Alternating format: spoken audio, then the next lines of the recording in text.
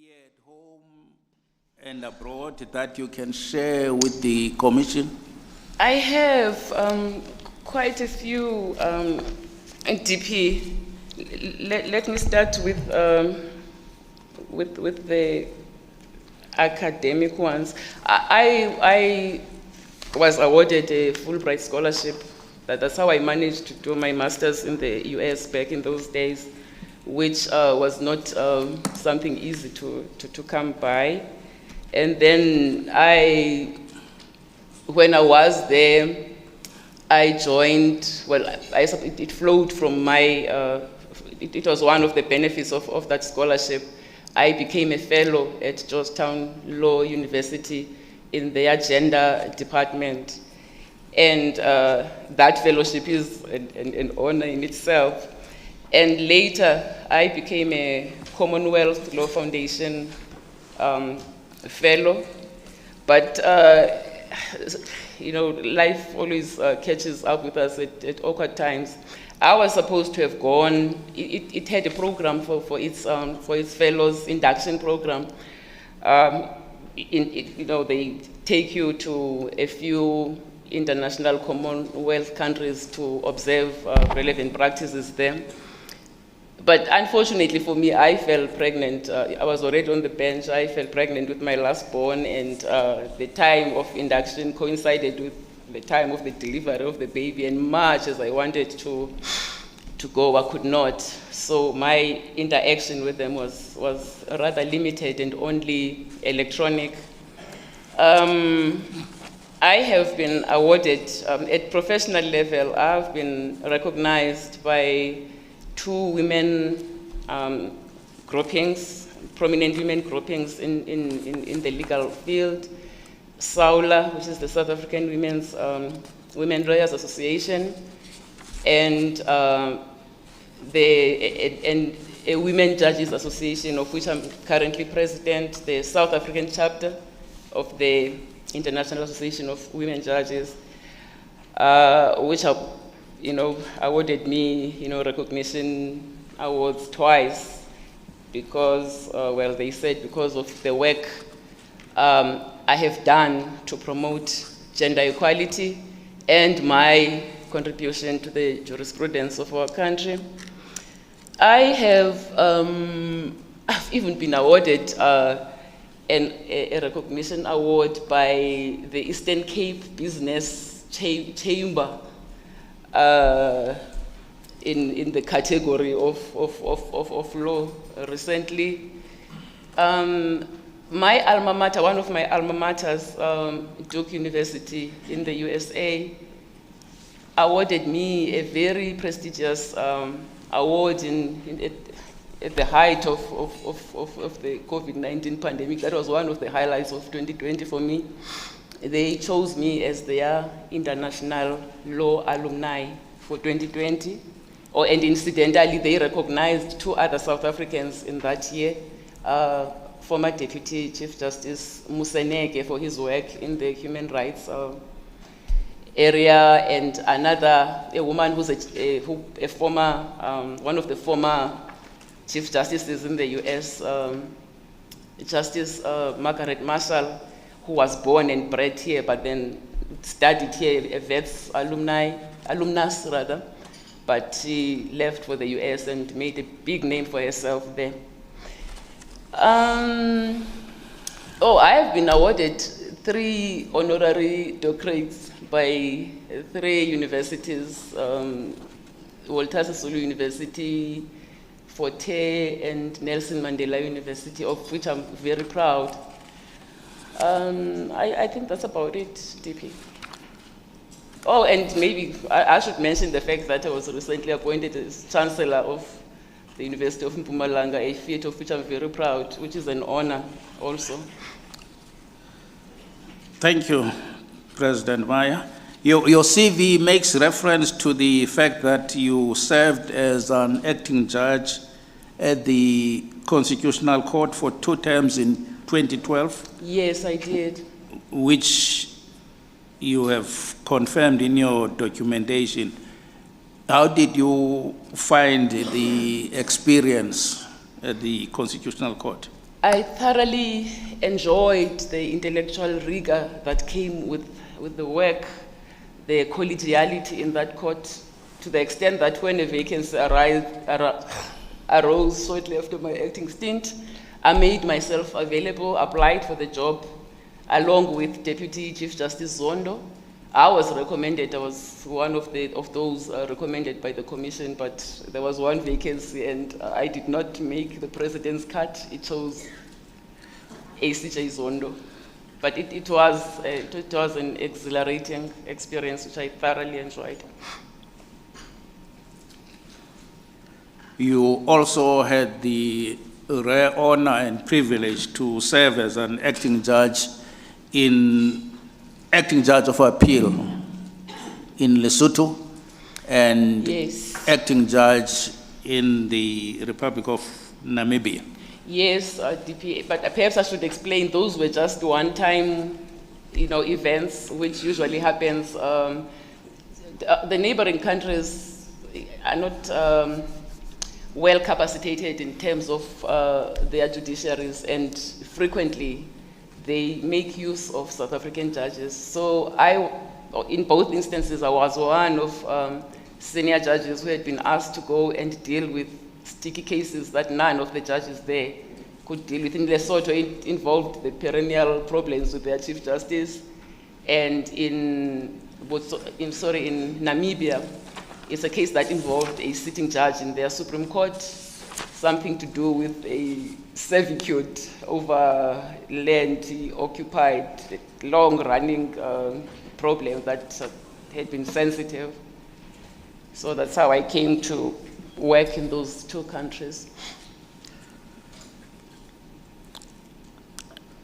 Like the previous candidate, I do not propose to take you through your judgments because I believe that your record speaks for itself. A fact confirmed by various lawyers, professional bodies, and organizations. But I just have this one question for you. Yes. What inspired you to write the judgment in the case of AfriForum and Unisa in both English and isiXhosa, which was, as far as I'm aware, is the first ever in this country? I was just thinking about that this morning. It is actually a former commissioner of this body who ignited my conscience about issues of cultural identity and our languages, which we are losing.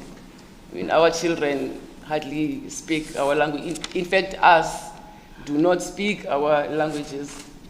We can not even finish one sentence, in our home, in our mother tongue, without infusing English or some other language. So I was inspired by a question he had put to me during one of my interviews about what we can do, to save our dying cultures. And I had, always read Constitutional Court judges written, especially by Justice Froneman, who used to make a point of having dual, language judgments whenever the opportunity arose for him, and I would envy that so much. And when this matter came along, I thought it was a perfect opportunity to write in isiXhosa.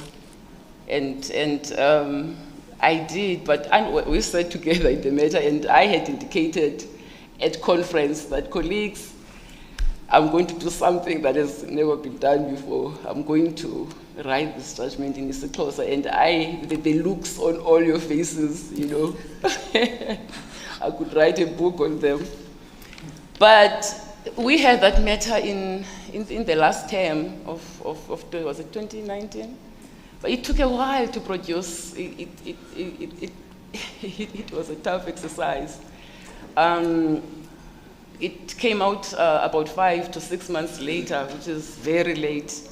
But because I'd made this pledge that it needs to be done, it was a long judgment, and the jargon, legal jargon, mostly does not have equivalence in normal parlance, to the extent that I had to enlist the assistance of an interpreter, a closer translator, who checked my first effort and made, significant changes there too. But I also, when her draft came back, I insisted on, making my own, infusing back my own understanding of the language. And you also assisted DP as a first language isiXhosa speaker. And we managed to produce, I think, a solid product, at least insofar as language is concerned. Thank you. You also made time to participate in extrajudicial work with various organizations and institutions of higher learning, both in South Africa and abroad. Yes. And you have delivered several papers, both here and abroad. Yes, DP. Your nomination by the South African chapter of International Association of Women's Judges received overwhelming support from various organizations, associations, universities, both here and at home and abroad, and other bodies, even individuals, too many to enumerate. As far as New Zealand, DP, I suppose women all over the world want to be seen, heard, and acknowledged. So this just roused a lot of interest, straddling continents. Thank you. President Maya, we have now reached a stage where I must afford you half an hour to tell this commission and the nation at large how you see the role of the Chief Justice in our democratic state, and also share with us your vision of a functional, efficient, accountable, and independent judiciary in the Republic of South Africa.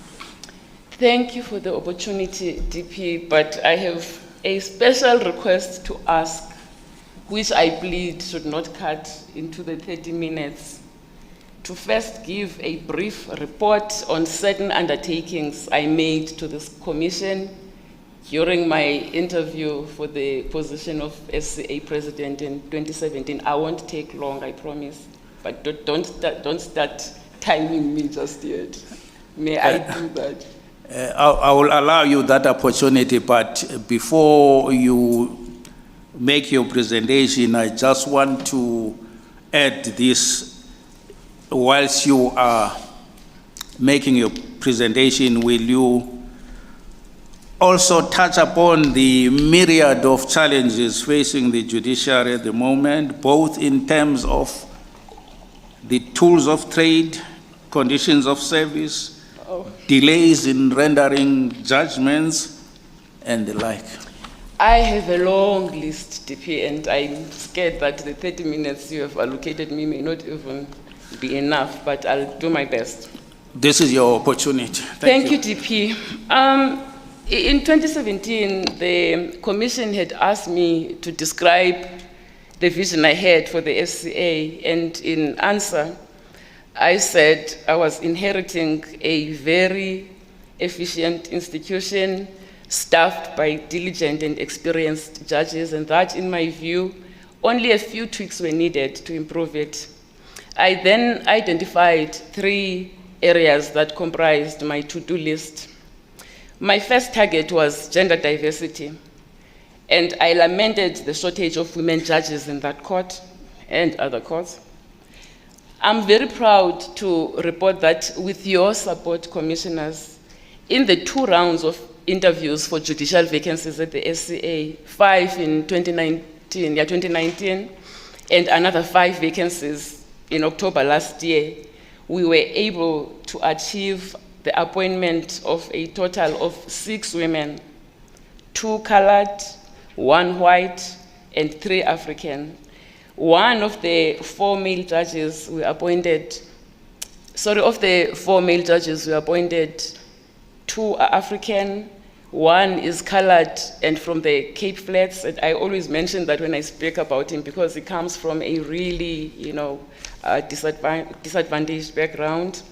And the last male is white. And now, please listen carefully, Chair. There are currently 23 judges in your court, the SCA. 11 are women and 12 are men. So we are fast closing the gap, and this is despite the fact that we keep losing our women judges to the Constitutional Court. The 8 most senior judges at the SCA are black, and 5 black women judges are presiding over cases as we speak. This is against a starkly different picture of the SCA I found in 2005 when I started there. And the project to transform the court still continues. The SCA has another 5, I think, vacancies to be filled later this year. And there will be, I promise you, there will be no shortage of women candidates in that round as well.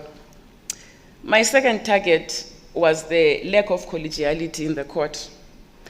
I have no doubt that you, Chairperson, will vouch for me that we have vanquished that demon. You yourselves, commissioners, have had various candidates who have appeared before you speak about the positive changes that have taken place in that court under my watch.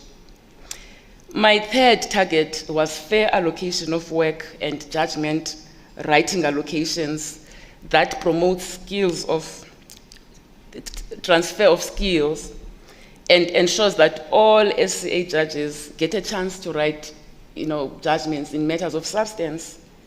Again, Chairperson, I'm sure you who shares the responsibility of allocating work to our colleagues down there will confirm that that project is running smoothly.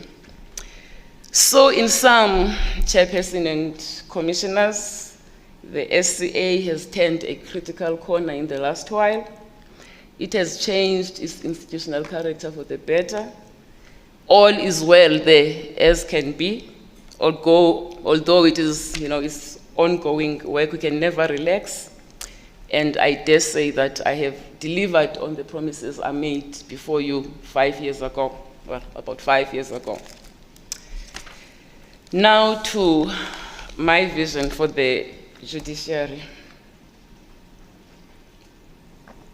As I warned earlier, Chair, my wish list is long. And to make sure that I use my 30 minutes efficiently, I've prepared a timed note, which, with your leave, I will read so that I get everything in, and hopefully the commissioners will help me flesh some of the things out during open questioning. But before you start timing me again, please allow me to first apologize to all my colleagues in the judiciary that I express views on the state and path of our institution and our role in a changing world and how I think we can improve things without the benefit of their inputs. South African judges have not had a meeting under one roof to jointly discuss the state of the judiciary, its challenges and needs since 2009, and yet so much has happened within the institution and the world around it. The sharing of views, at that kind of meeting would have enriched my one's perspectives on these matters tremendously. Well, I apologize because I'm one of the leaders of the institution and one of the culprits for the omission. But let me say this, I and many, if not all, our colleagues fervently hope that convening that judges' meeting, for which judges have clamored over a long period of time, will be the first order of business for the new Chief Justice. Now, I start with my understanding of the role of the present-day Chief Justice because the job has evolved significantly since the days of Chief Justices Chaskalsin, Langa, and even Ngobo. It's multifaceted, it's extremely demanding, but it's possible to juggle all the many functions which it entails because there's ample support around a Chief Justice, a South African Chief Justice.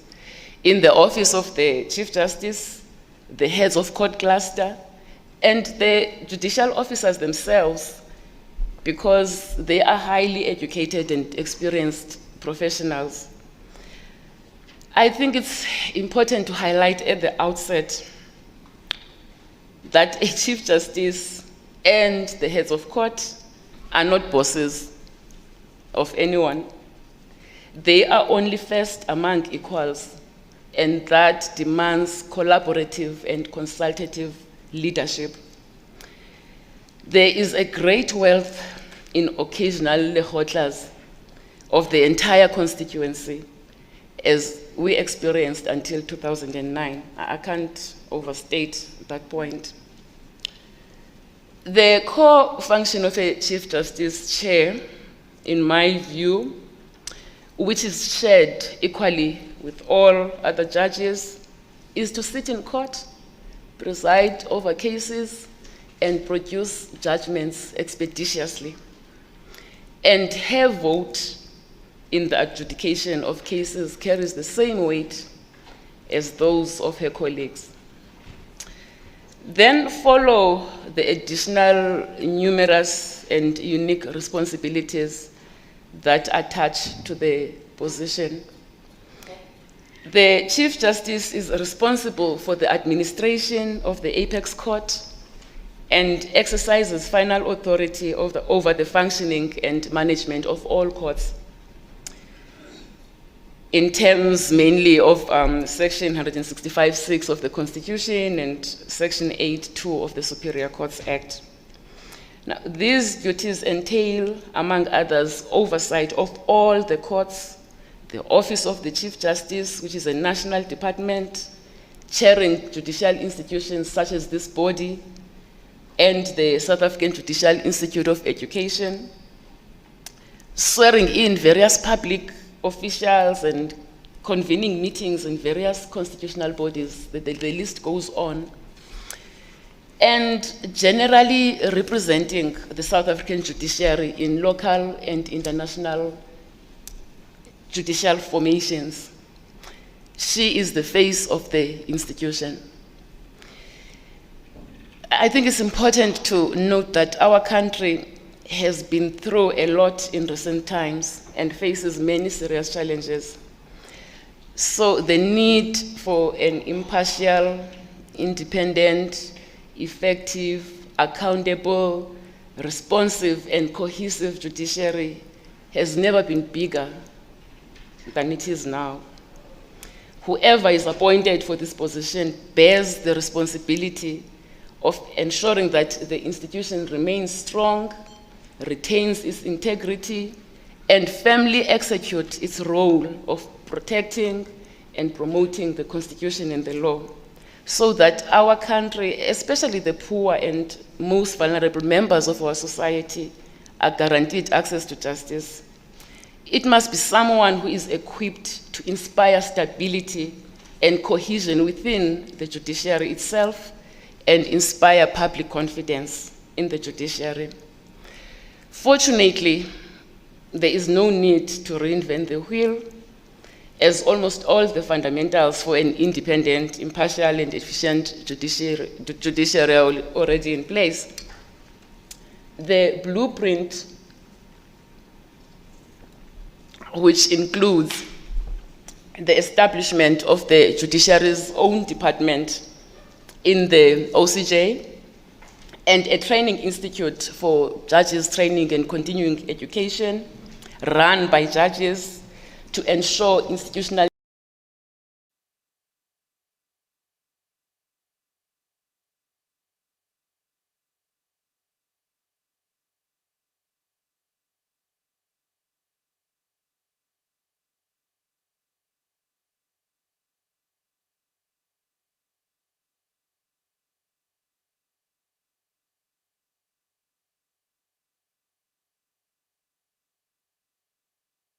crisis, as some have lamented.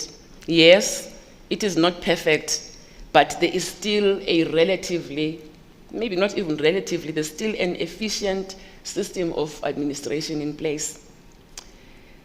But there's a lot of work to be done, Chair, to get the institution working optimally to execute its constitutional mandate. Now, some of the key issues that I've identified as requiring attention, some very urgent attention, are the following in no order of importance. Among my top worries is the report of the 2021 Afrobarometer survey, I think, that the public's trust in the judiciary has declined. As we all know, loss of confidence in the judiciary does not augur well for the rule of law and our democracy. And I think that this is something that needs the attention of the judiciary itself to do an introspection and check if we are to blame for this change of attitude towards the institution. And of course, the state organs who are enjoined by the Constitution to protect and support the judiciary must assist us. I am happy to note that the heads of court, led by Chief Justice Mogoeng, recently had a very fruitful meeting with the Department of Justice, the Justice Portfolio Committee, which clearly showed the legislature's willingness and enthusiasm to support the judiciary. And one hopes that those engagements will carry on with frequency as we go forward, because the challenges are too big and we all need to work together for the good of our country and her people. And South Africans at large must assist too, because this institution is their asset. This is their institution. Secondly, Chair, there is the challenge you mentioned as you were, alerting me to your own list of issues that cause you sleepless nights, the challenge of delayed judgments, which is just inimical to the efficient and accessible judiciary that delivers judgments expeditiously envisaged by the Constitution. This has proven such a big challenge for the institution, including in the apex court, unfortunately. But there is not just a glimmer, there is significant hope that we can turn things around in that regard, because a number of courts manage to execute their judicial function efficiently. And it seems from my observations and investigations and inquiries that firm leadership, strict implementation of the set norms and standards, and strict case flow management is the cure, because courts with those practices have good outputs, as the annual performance report that the OCJ prepared for us and was presented by the Acting Chief Justice recently showed. Now, I'll spend a bit of time on the Apex Court, Chair, because of its importance. I watched some of yesterday's proceedings with Justice Madlanga, and I heard the issues raised with him as criticisms that have been leveled against that court, and I have a few ideas to share on how things could be improved there. Sorry, I'm getting cold. Yeah. I think it's adrenaline that made me warm when I walked in.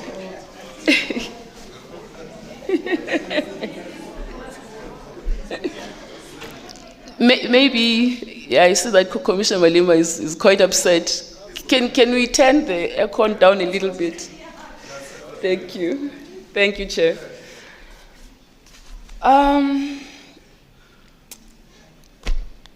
I state at the outset that I've not been at the Constitutional Court in about a decade now, but I have followed its progress over the years, and I keep in touch with many of the colleagues there.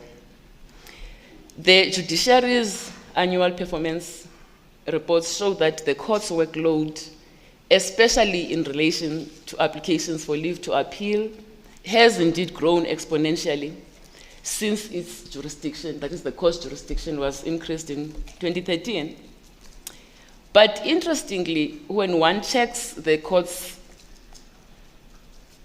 appeal and new up statistics between 2015 and 2017, when the increased jurisdiction was already in place, those statistics appear to be roughly the same today as then, early on. Up to around 2017, and I've checked this carefully, there were no significant delays in the court works output, but it has lessened significantly in recent times.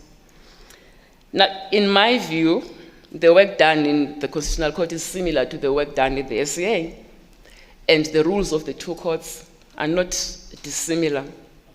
The main difference is that the Constitutional Court sits and bank, which of course must slow down the court's processes to some extent.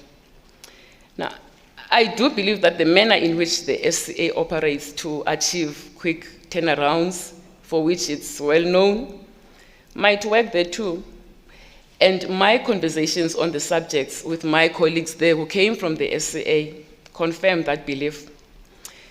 It seems to me that what is needed in that court is good organization and time management, just working smartly, and firmly instilling the SCA culture that you do not even leave Bloemfontein at the end of the court term until you have at least prepared a decent draft judgment in all the matters heard during that term, so that those matters can be finalized at the latest at the beginning of the next term.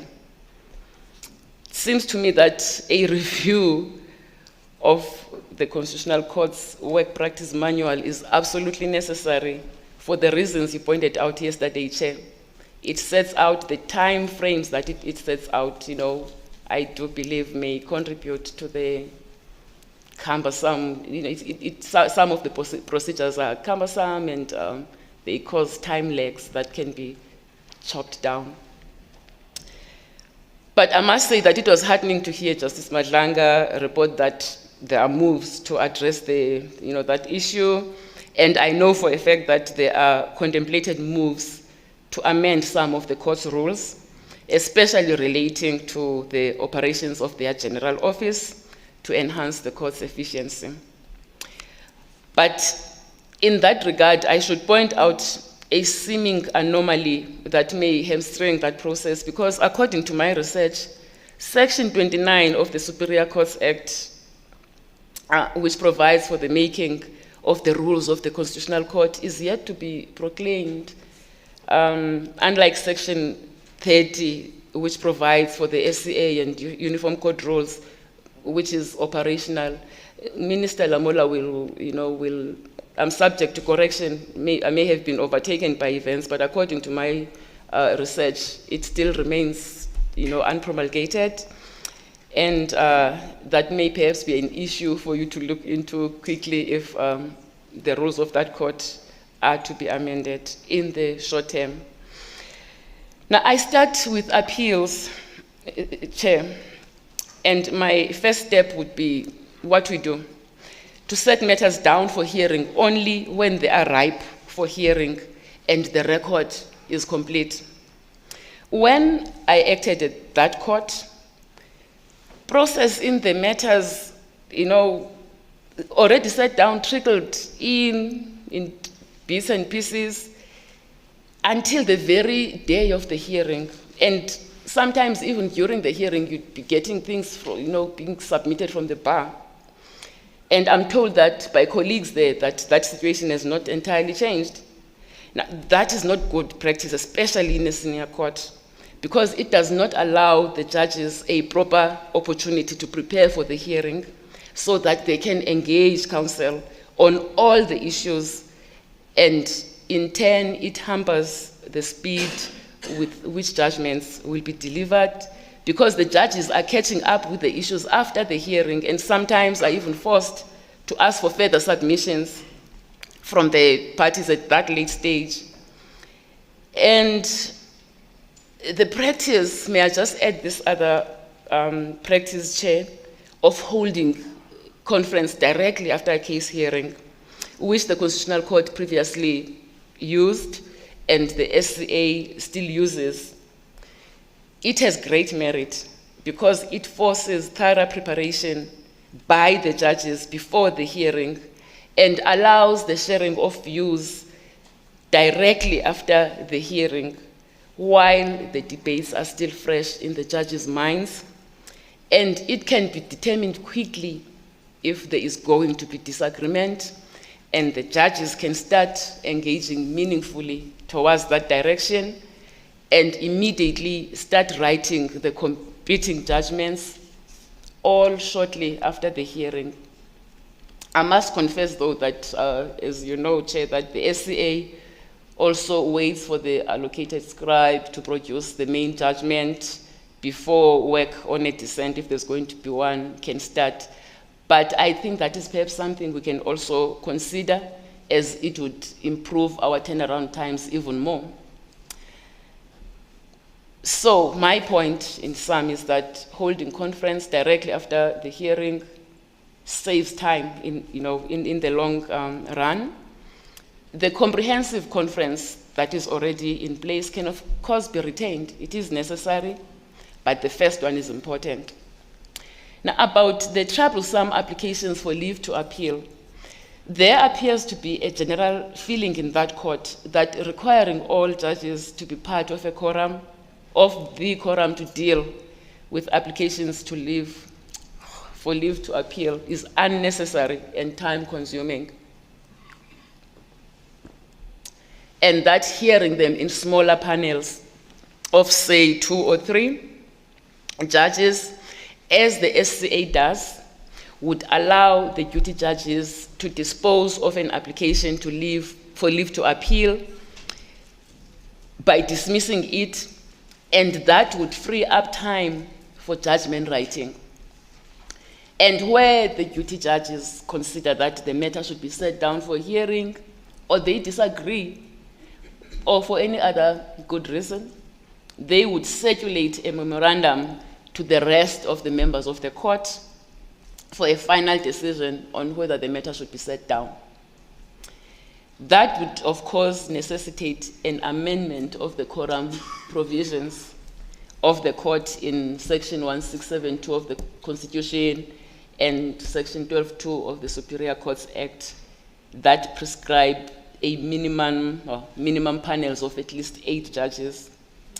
I favor the amendment approach, I must say, as it would also formally address the unfortunate phenomenon of evenly split judgments with no ratio that we have seen come from our apex court.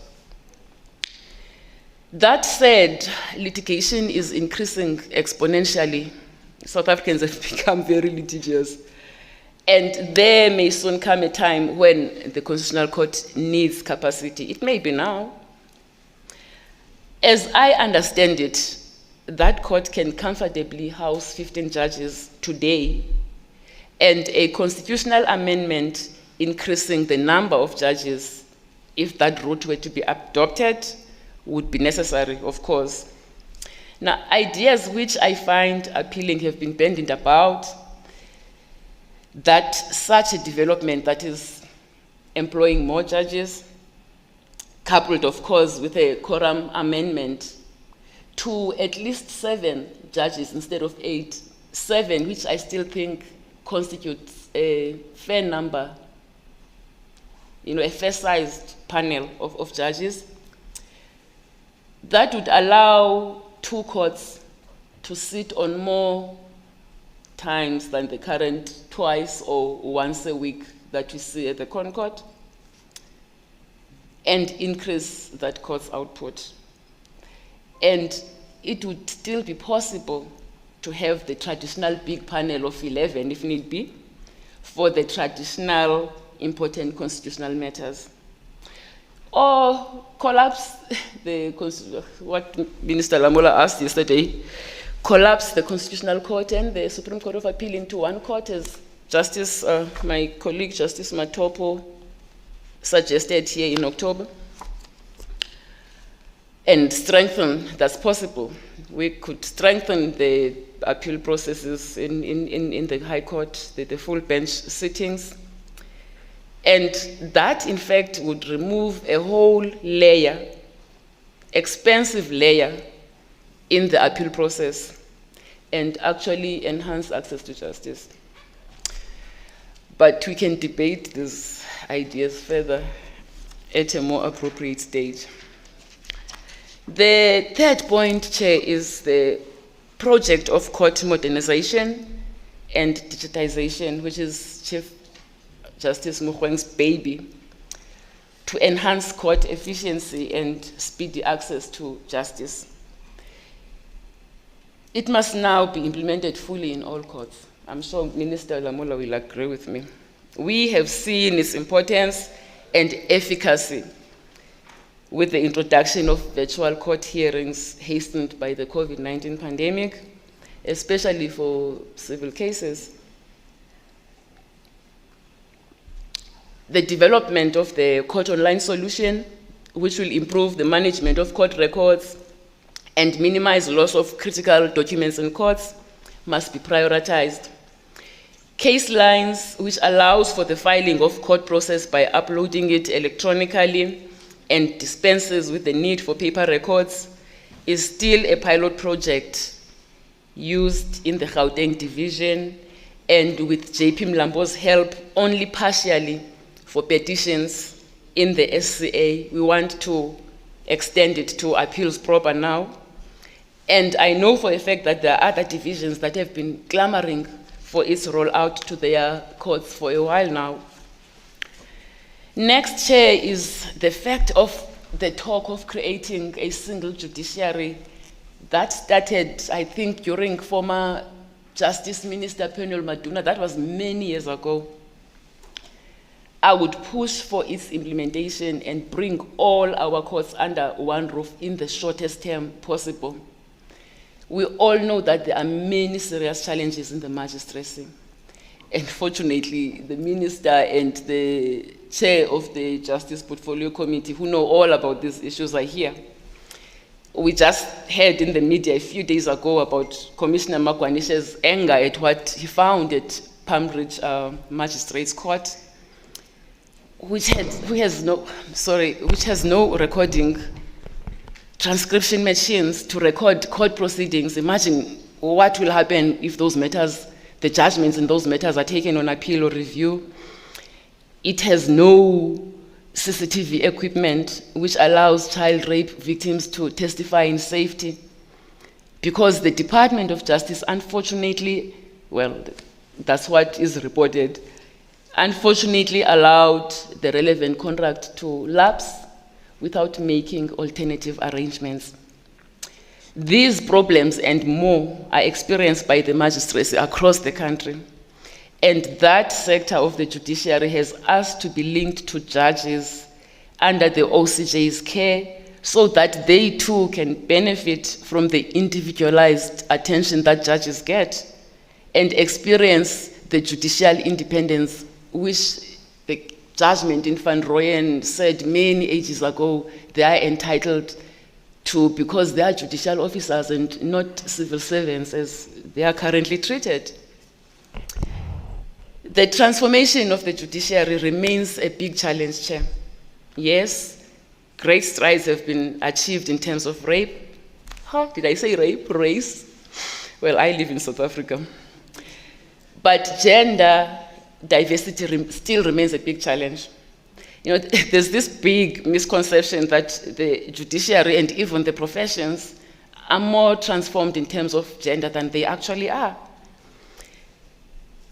It is important to clarify that women are still hopelessly underrepresented in all spheres of the law, and it remains critical to close that gap and have a substantial number of women all the way up to leadership, which the magistrate, you know, strangely has impressively achieved. We must just find out what has been done there.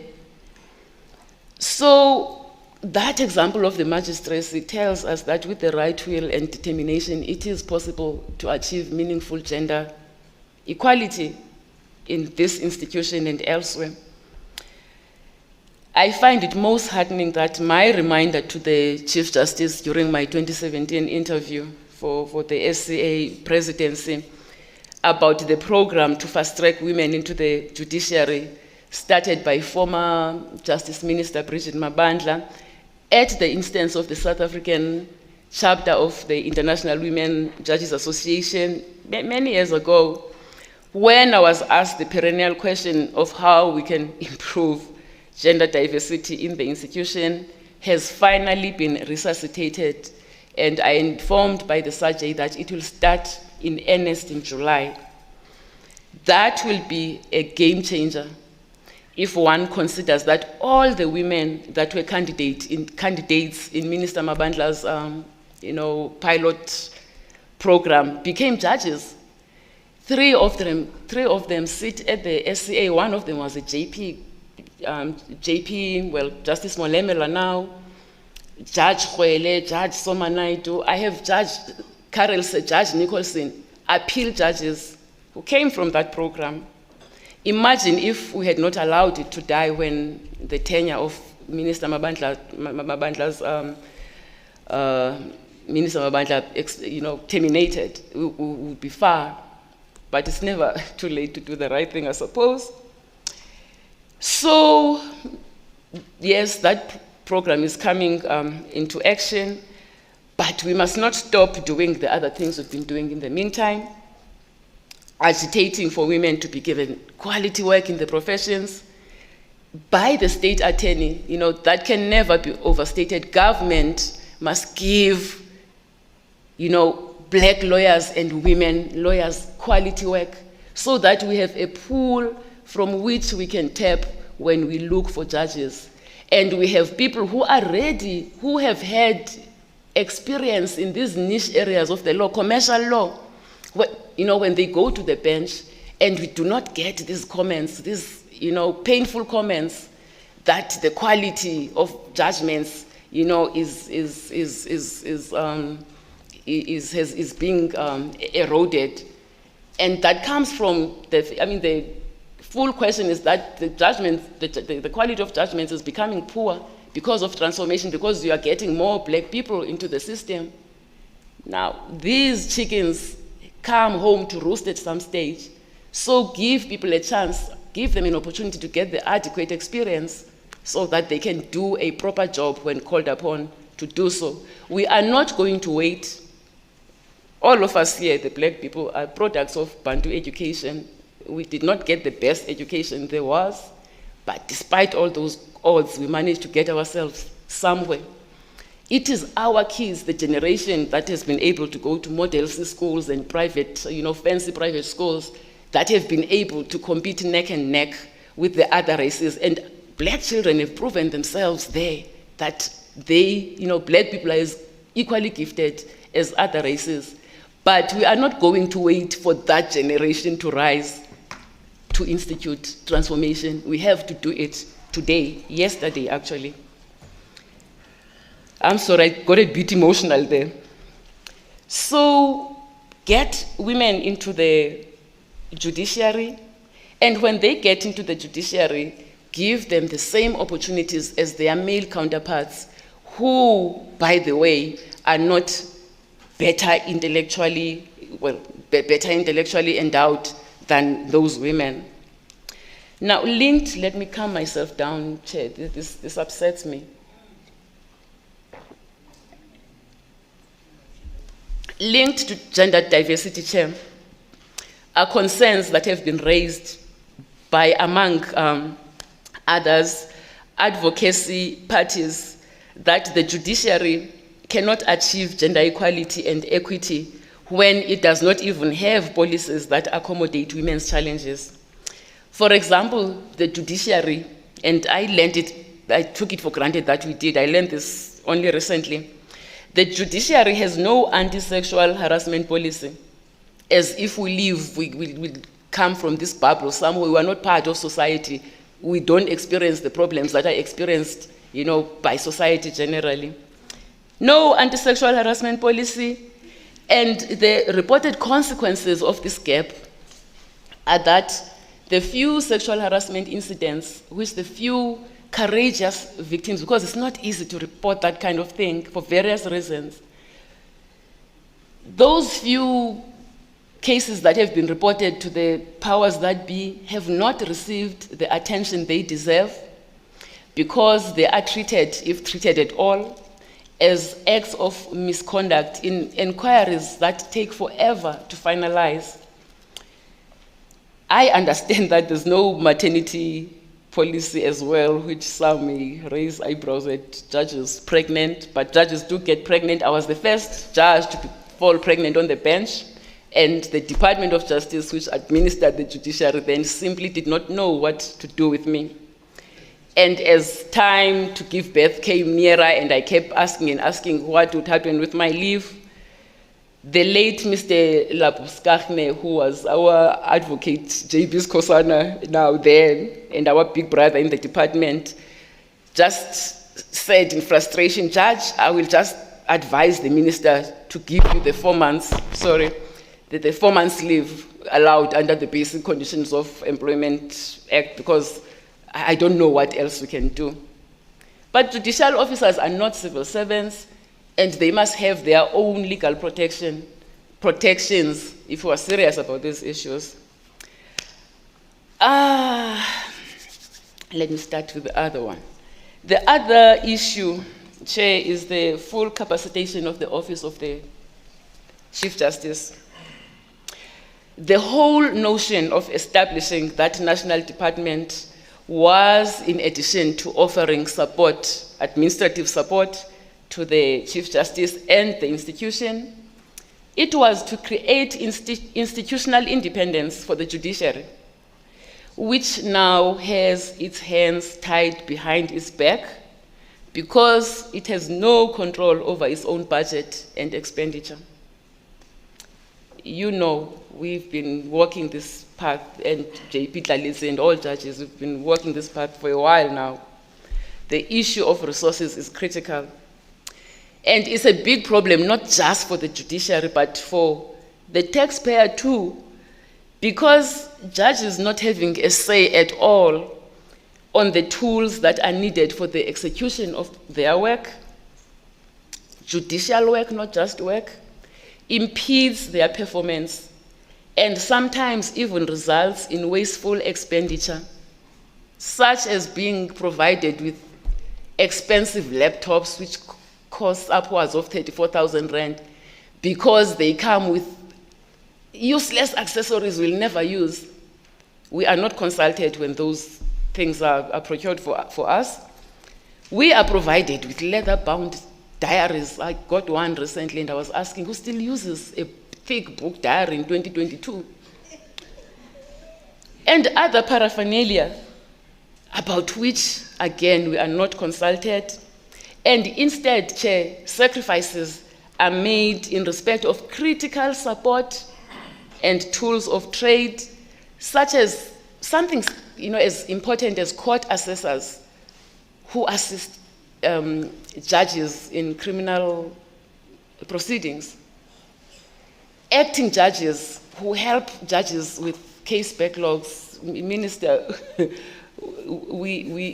I know your view on this, and I respect the rationale for the decision to do away with extrajudicial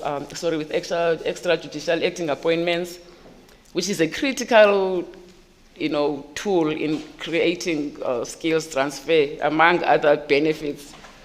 In my court, at least, we end up sacrificing, Chair, subscriptions for law reports, books, legal books, law journals. I mean, things that are core to the execution of a judge's functions, core functions, research, legal research, and being able to produce reasoned, well-researched judgments. That's one of the consequences of this. Whew. So, Chair, I think I've said enough on that. If the OCJ is just given the power, the tools to just run its shows, its show, I'm sure we won't have these problems. Improving access to justice, which is a key challenge in this country. I'm happy to note that the Rules Board, with the assistance of the Justice Ministry, has done and is doing a lot of work to eliminate, for example, the outdated hurdles that would impede our people's access to courts, such as the oppressive jurisdictional boundaries and other requirements that impede our people's access to courts. And it is devising creative ways of bringing justice closer to our people in townships and villages. But because these measures are still in the pipeline, I won't talk to them. But I would just like to say something about the mechanism of mediation provided for in the new Uniform Rule 41A, which will assist greatly in unclogging court rolls and reduce litigation costs when used effectively. And I mention it because, as Minister will be aware, it still lacks the backing of primary legislation, which I understand is in the works though, and will allow, among other useful features, full court annexed mediation, which will be run by judges themselves. The SAJ, and this is exciting news, the SAJ is fully on board and will, with the help of a group of our judges who I believe they attended training on mediation in Utah in the USA last year and are busy compiling a syllabus for a rollout in the judiciary at large. So the SAJ, I'm told, will run a comprehensive training session for judges in June. They managed to sneak in the rules before the primary legislation, which is commendable, I must say, and work, forges steam, full steam ahead. So I hope, well, I have no doubt that the minister is actively attending the promulgation of the necessary litigation with all due haste. I understand that there's also collaboration with Nigeria, which already has an established system in place. While I still have your attention, Minister, there's another issue in respect of which we hope you can use your influence. I know you're not the Minister of Police, but you sit in the security cluster. The courts need assistance to achieve meaningful convictions in cases of rape. And we know the problems with getting DNA evidence that gets lost, or the equipment used to process it is in a state of repair, and we hear that it takes forever to fix those, that equipment. And in the interim, the DNA samples, go stale or they become lost. We know that in the end, this is important. We have been reliably, it's a fact that with DNA evidence, solid DNA evidence, 50%, as much as 50% of those cases, convictions will be achieved in respect of them. So if you can please whisper in the ear of your colleague and press him to do something in that area, we would appreciate it as South Africans. There is another issue, Chair, that will likely not enjoy any sympathy here as well in the country's palace financial status, but it is still important to mention. It's a very sore point for judges, and importantly, it may impinge on the independence of the judiciary and affect something you mentioned yesterday, affect the quality of judges we attract in the future, and maybe even cause some judges to leave the institution now. And that is the fact that judges have not received salary increases in 4 years. But that, of course, can be addressed elsewhere. I just mention it because of its importance. I will stop there for now, Chair, but in conclusion, I ask to briefly address 4 discrete points, briefly, that I believe need attention. The first one is a comment I've heard bandied around that it would not be a good idea to move me from the Supreme Court of Appeal because I've done so well there, and moving me would likely destabilize the court. I don't know if that's supposed to be a compliment, but I and many other colleagues find it most patronizing and even patriarchal maybe. To my mind, it implies that I lead a bunch of incompetents who would fall in a helpless heap if I left the SCA, and that bunch includes you, Chair. Nothing could be further from the truth. As I said earlier, the SCA is staffed with strong, capable judges, black and white, and as I previously stated, 8 most senior judges in that court are black, 5 women judges are already presiding. No shortage of skill and experience and leadership quality there. And let me highlight this. I will have spent 30 years at the SCA. I will have led it for 19 years if I stay there until my retirement. And I doubt that is healthy for the court and the people it serves. Now, the second point, Chair, relates to this idea of intellectual prowess versus administrative capabilities. First, they are not mutually exclusive skills. I myself improve of that. During my tenure as leader of the SCA, I've been awarded, as I mentioned earlier, 3 honorary doctorates by 3 different universities, and I was installed as chancellor of a 4th one. Almost all the South African deans of law formally nominated me to be Chief Justice of South Africa.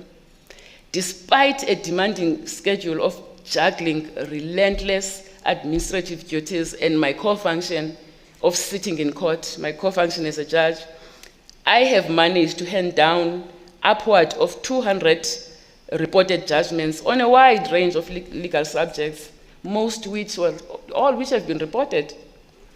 During my very first stint in the Western Cape High Court in 1999, I broke a record of having 2 judgments reported consecutively in the South African Law Reports in the 2nd volume. I think it's in the 2nd volume of 2000.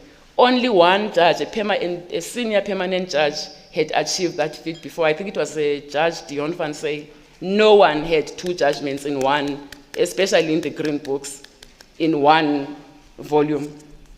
Now that trend, because of my industry, that trend continued throughout my High Court stint, despite working in a small division, Mthatha, and it got me noticed and invited to act at the SCA fairly early in my judicial career.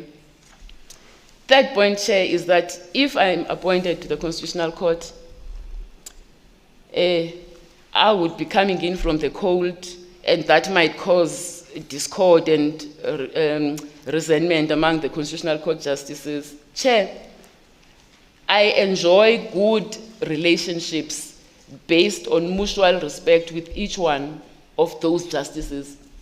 The entire 5 who came from the SCA were my juniors at the SCA, and I was their president, whom they supported and still do, and vice versa. I'm sorry, I don't like mentioning names, but I think I have to in this case. Justice Collegial and I worked together very well, I must say, at the South African Law Reform Commission, which I chaired, and he was my deputy. Justice Madlanga and I, as he said yesterday, are old, we've known each other since we were youth. We are old colleagues. Notably, when he interviewed here for the Constitutional Court vacancy in 2013, he told this commission that he had been prepared to step back and not apply if I applied. because he thought I deserved to grace the bench of the Constitutional Court, to use his words. But the timing was not right for me, and I encouraged him to apply, which he did successfully. Now, acting Chief Justice Zondo, one of the heads who supported gender diversity in the judiciary long before it became fashionable, he and I worked together at the labor courts in 2004 already, but unfortunately I could not stay long. He had wanted me to act at the LAC, and I said no, I was not familiar with the court. Let me start in the labor court and get just to familiarize myself with the ropes. But then I got the call from the SCA before I could sit in the LAC, so I left.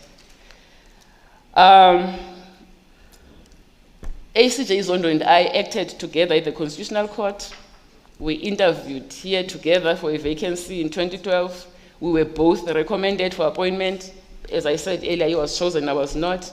I stayed on at the SCA and joined that court's leadership not long thereafter. Now, I say this without fear of contradiction, that ACJ Zondo and the rest of the Constitutional Court justices respect me, and they would support my leadership. I have no doubt about that. My fourth and last point, Chair, is that I believe that it's actually a huge advantage that I do not come from the current ranks of the Constitutional Court.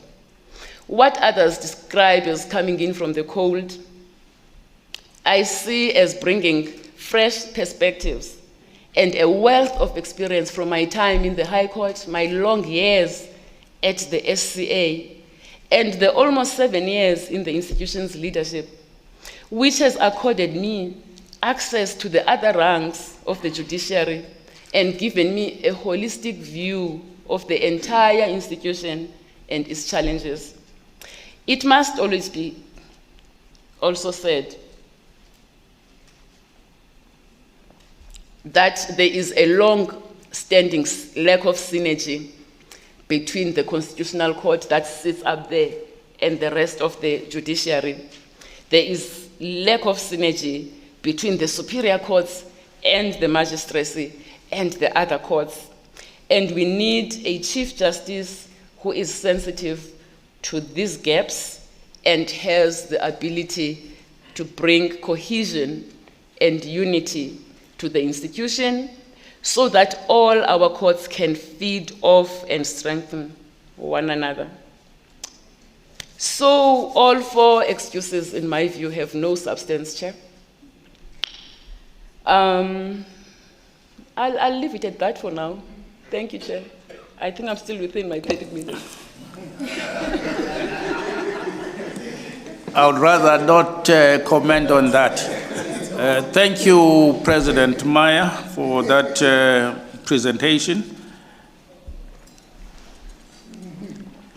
At this juncture, I will also take a pause and allow the members of the Commission to put such questions to you as they might have.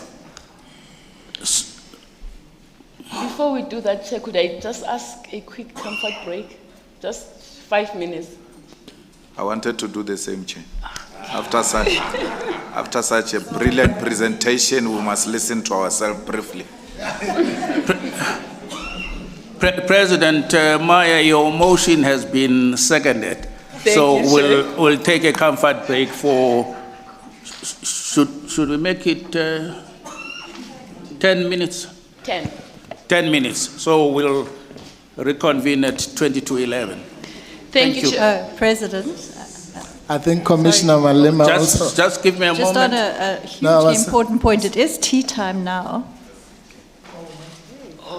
Might as well take the.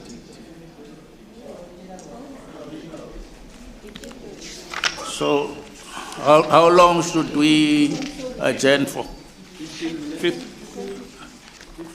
The program says until 10 to Until? acting president. That's what the program says. When is the scheduled tea break? 10:30 to 10:50. Oh, good. Yeah. Yes. Yeah, let's make it 15 minutes. Until 1:45. Yeah, thank you. Thank you.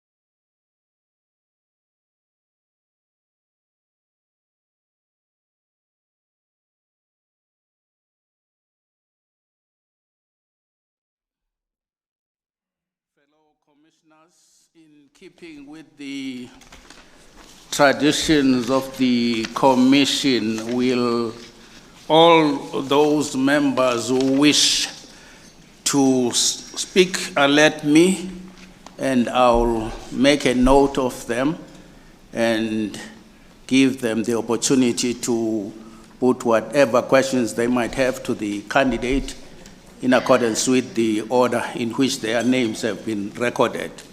I confirm that I already have 3 names, Honorable Minister Lamula, JP Tlalitsi, and Commissioner Shabangu Mdawe.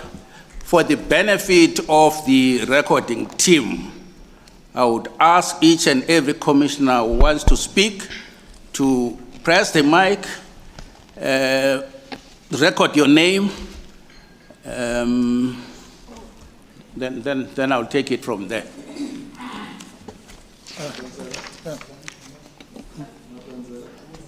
Noted, Commissioner Madonsela. Bofu.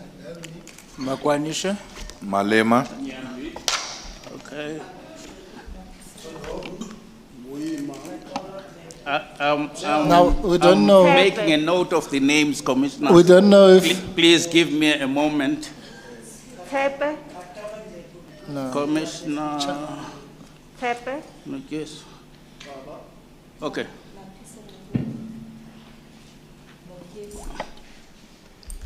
Commissioner Mapisa.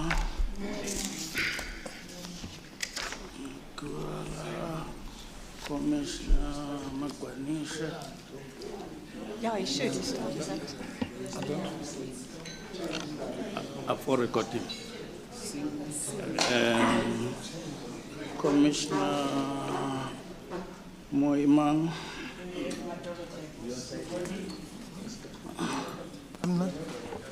Then Oh, yes. Commissioner Dodovu.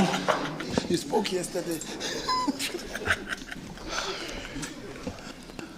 Commissioner Klava. Commissioner Lucas. Commissioner Singh. Chairperson. Commissioner Advocate Bofu. I've got you noted you Advocate Earlier, Bofu. yes. No, I'm raising something else. I know that you noted me earlier. I just wanted to. No. Oh, well, I want to Okay, raise a let point. me Yes. first record the names of all the commissioners who want to speak, and then I'll give you an opportunity to say whatever you want to say. please, sir. Professor Schlemmer. Was that Commissioner Breitenbach? Yes, please, sir. Thank you. Noted. And Barnard, please, acting president. Noted, Commissioner Barnard.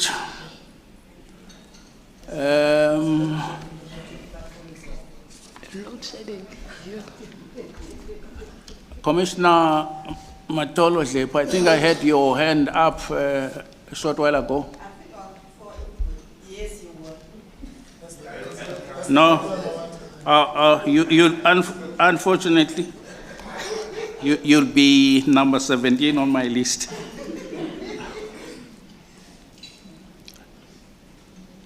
Do you have? I hope that your questions will not have evaporated by then. President, do you have my name? Yes. Advocate Sepe, yes, I do. Thank you, President. Advocate Kane? Did, I haven't put my name. okay, sure. May I maybe ask a follow-up question if necessary? Noted.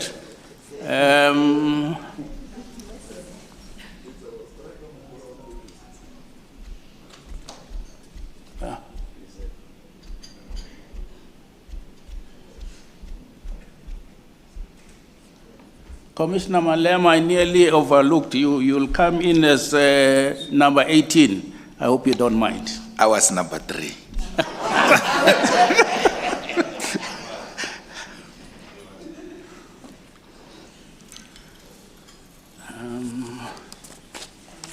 Okay, I think I've got everyone who indicated that they want to speak. Commissioner Mbofu, you indicated earlier on that you had something to say. No, Chair, just wanted, maybe we can talk about it offline. I was going to suggest that we don't take names in this manner, because it just becomes a little bit undignified. Because if we're all going to be shouting and then we're not sure if you got the name and so on. I think we'll leave it in your hands, Chair, as the subject. Sometimes you start that side, sometimes you start this side, sometimes you start with the people on the... I started on this side yesterday, so I thought that, no, today yesterday I you must start started that side. Right, yes. So today you could start, and then another time start with the ones online.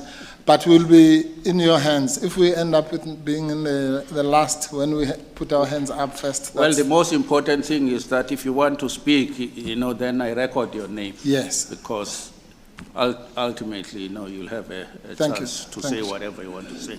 Thank you, Commissioner Bofu. Honorable Minister. Thank you, Acting President. It's difficult to say Acting President when the President is here. President Maya, good morning. Morning, Minister.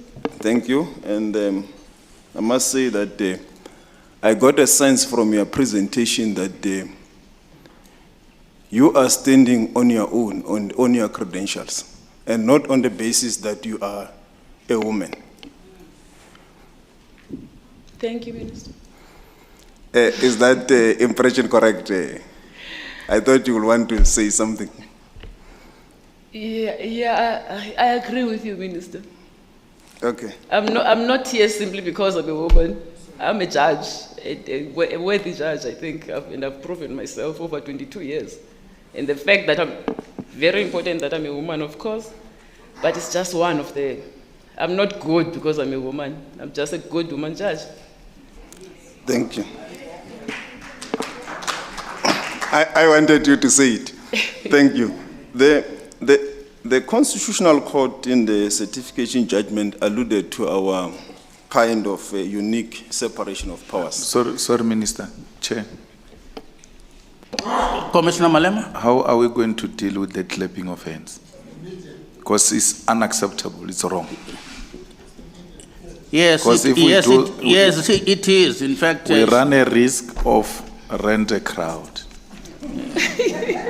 That's where it will go. Yes, if people clap hands in here, we run a risk of people who are going to ask people to come here and clap hands. Yes, must not be allowed. I take your point, Commissioner Malema. It's also something which doesn't bode well. We have to maintain the decorum of the, and solemnity of the occasion. So I would ask the people who were responsible for that clapping to desist, and that they should just keep silent and observe the proceedings. Thank you. Yeah, President, my first question relates to the Office of the Chief Justice in line with the separation of powers principle.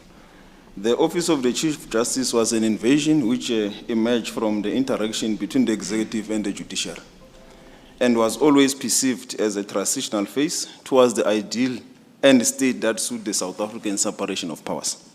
What lessons and features of the OCJ model do you believe must be considered in the final end policy? I think, put simply, Minister, I think the OCJ, well, it's acquitted itself very well from its, consecutive clean audits, done a really good job. And I think it should be maintained as is, save to just give it, I don't have the terminology, but we do know that not all the powers over the judiciary, which were traditionally exercised by the Ministry of Justice, were transferred to the OCJ. And that's what I was saying, that it must become a full national department now. All powers of a national department should be transferred to it so that it runs the show fully. And of course, it may need to be capacitated. For example, I'm clamoring for, you know, the bringing in of the magistracy and the other courts, and I don't know that it has the capacity to deal with that huge influx of human resources and the responsibilities that would come with that. So I would ask that simply, as it is, it's doing well, just capacitate it fully now. Section 44 of the Superior Courts Act, maybe I should read it, I'm not sure if you have the act. I do have a copy of the act, Minister. Let me just find it. Gives the powers to the Chief Justice to determine the budget of the OCJ, and also after consultation with the heads of courts. And it then gives the OCJ the responsibility to account and all that. Is that not a solution to the issues that you are currently raising? Because, for example, I'm not sure, I will not really want to, we have not had a situation where there is that determination by the Chief Justice, despite certain instances where we want to engage on the matter. Yeah. I think you understand what I'm trying to say. I would say yes, Minister. So what is your observation in terms of what should be the relations that could happen between the executive and the judiciary as you become Chief Justice? Because there are those that believes that there's that interface that should happen, but obviously there could be amongst your colleagues that believe that there should be a Chinese wall or a Berlin Wall where there must be no discussion. Any kind of discussion is it affects the independence of the judiciary. There is one South Africa, one South African people, one flag, and all three arms of government are working towards serving that entity. So engagement is going to be necessary, you know, at various areas of you know, us trying to achieve serving the South African people. You know, just a practical example, I mentioned the engagement we had with the led by Chief Justice Mbuyiseli. I think it was in 2019, 2020, just before COVID, with the Justice Portfolio Committee. I had not had that exposure with the other arms of government, and I was just surprised with the level, you know, of mutual understanding and cooperation that arose from that, without in any way, you know, infringing on each other's, well, the independence of the judiciary, because that's always the tricky horse. We have to work together. There has to be an interface, as long as we ensure that, you know, in whatever endeavor we are pushing towards, we just carefully watch out for the boundaries. Yeah, for your comfort, I agree with you. The second one is in relation to modernization, which you said you hope I will agree. Indeed, I agree. And it also falls within the same kind of category of line of engagement to make it a reality. Yes. Because we all want to see it being a reality. And if there is that engagement, I believe it is doable, it can be done.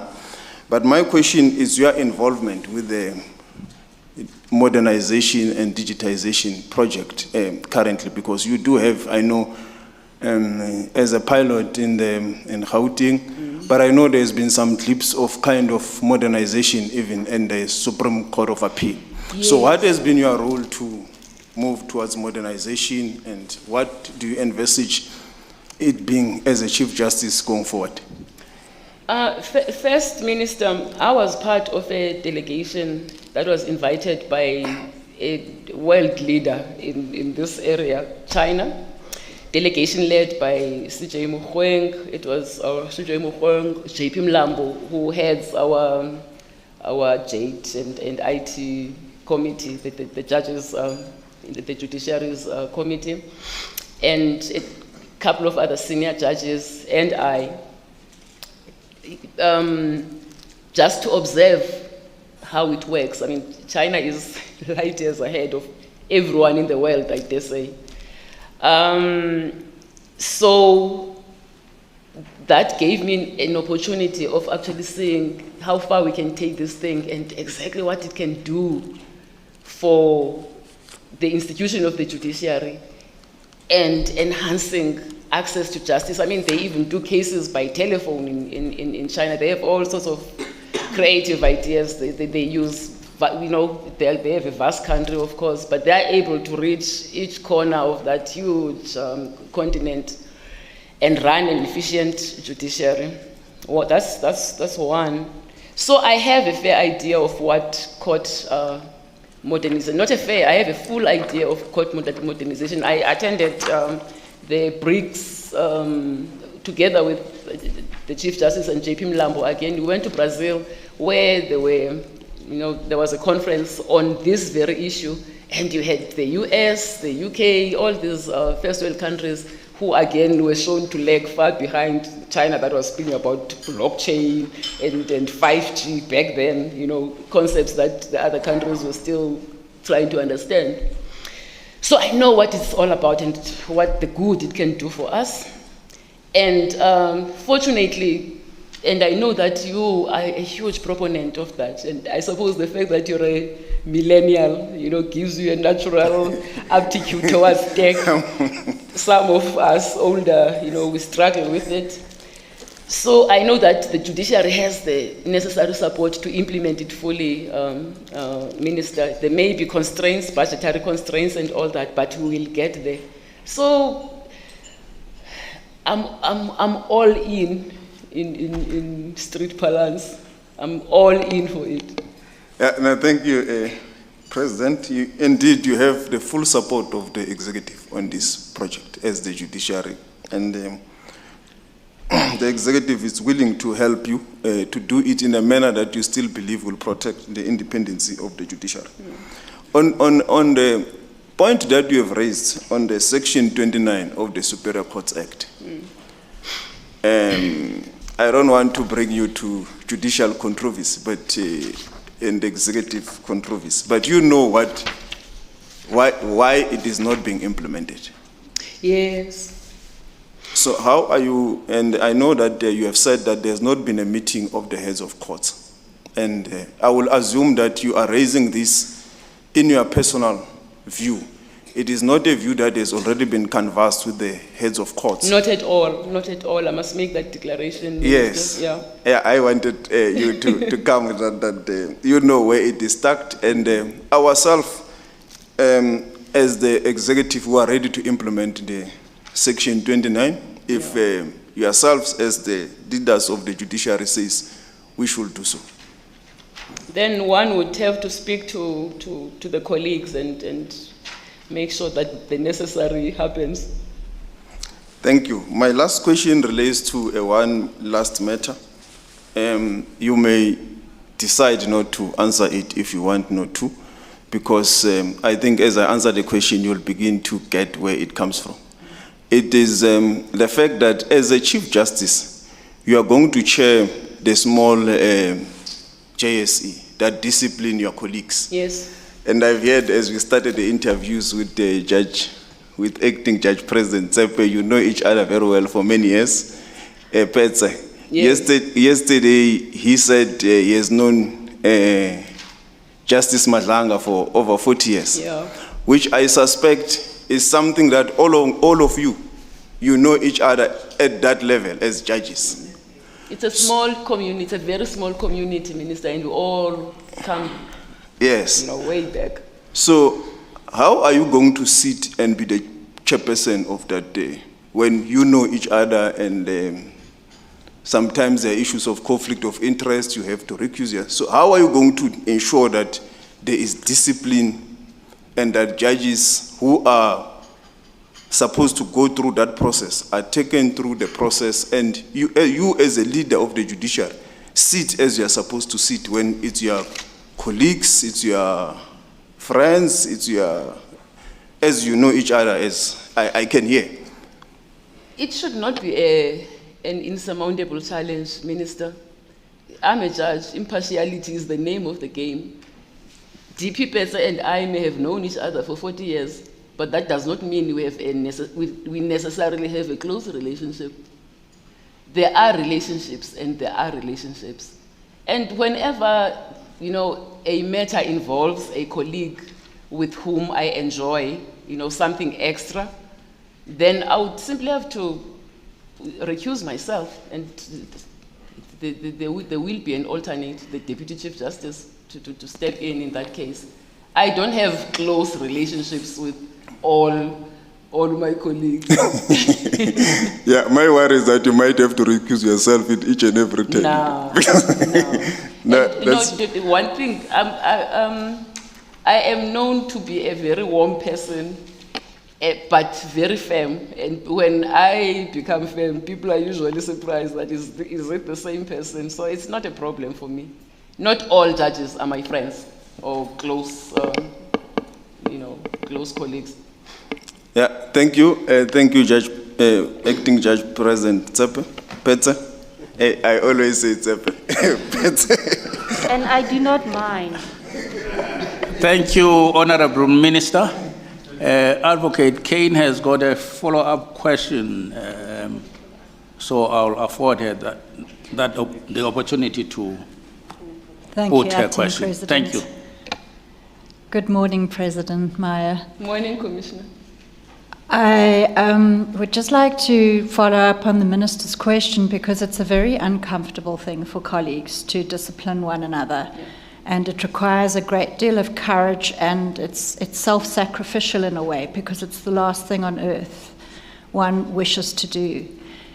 I need an assurance from you along the lines of the Minister's question that is really something you are prepared to lead in doing. And perhaps in answering my question, you could deal with the recent disciplinary matters that the small JSC has had to deal with, very, very difficult, quite traumatic matters, at least one of which you were not present in. Perhaps you could give us an explanation in that regard, please. I imagine that you are speaking about the matter of Judge President Klope. Yes. Judge President Klope is not even my friend. I was laughing to myself when I heard him explain, I think it was during his hearing before the tribunal, that the CJ and other colleagues had been invited to his wedding. I was not invited to that wedding. We don't have that kind of relationship. But we have a close relationship. I worked with him when I was quite young, fresh from the US. He was fresh from Cambridge. We were working together at the then University of Transkei. These youngsters who had just come back to the country, were excited to do great things for the university. And we had that, and he was the head of my department. And then he went to Cape Town, and coincidentally, I happened to start my judicial career there. When Tsadeza SC identified me, the person he would have spoken to would have been JP Klope, who was the deputy judge president in that court at the time. And then DJP Klope would have spoken to JP Edwin King. So it's a very sentimental issue for me, where I started this path. Cape Town, which was a very difficult court. I mean, we know about the challenges in that court, but it was extremely difficult even back then. There was an issue that concerned me and another, being long-winded now.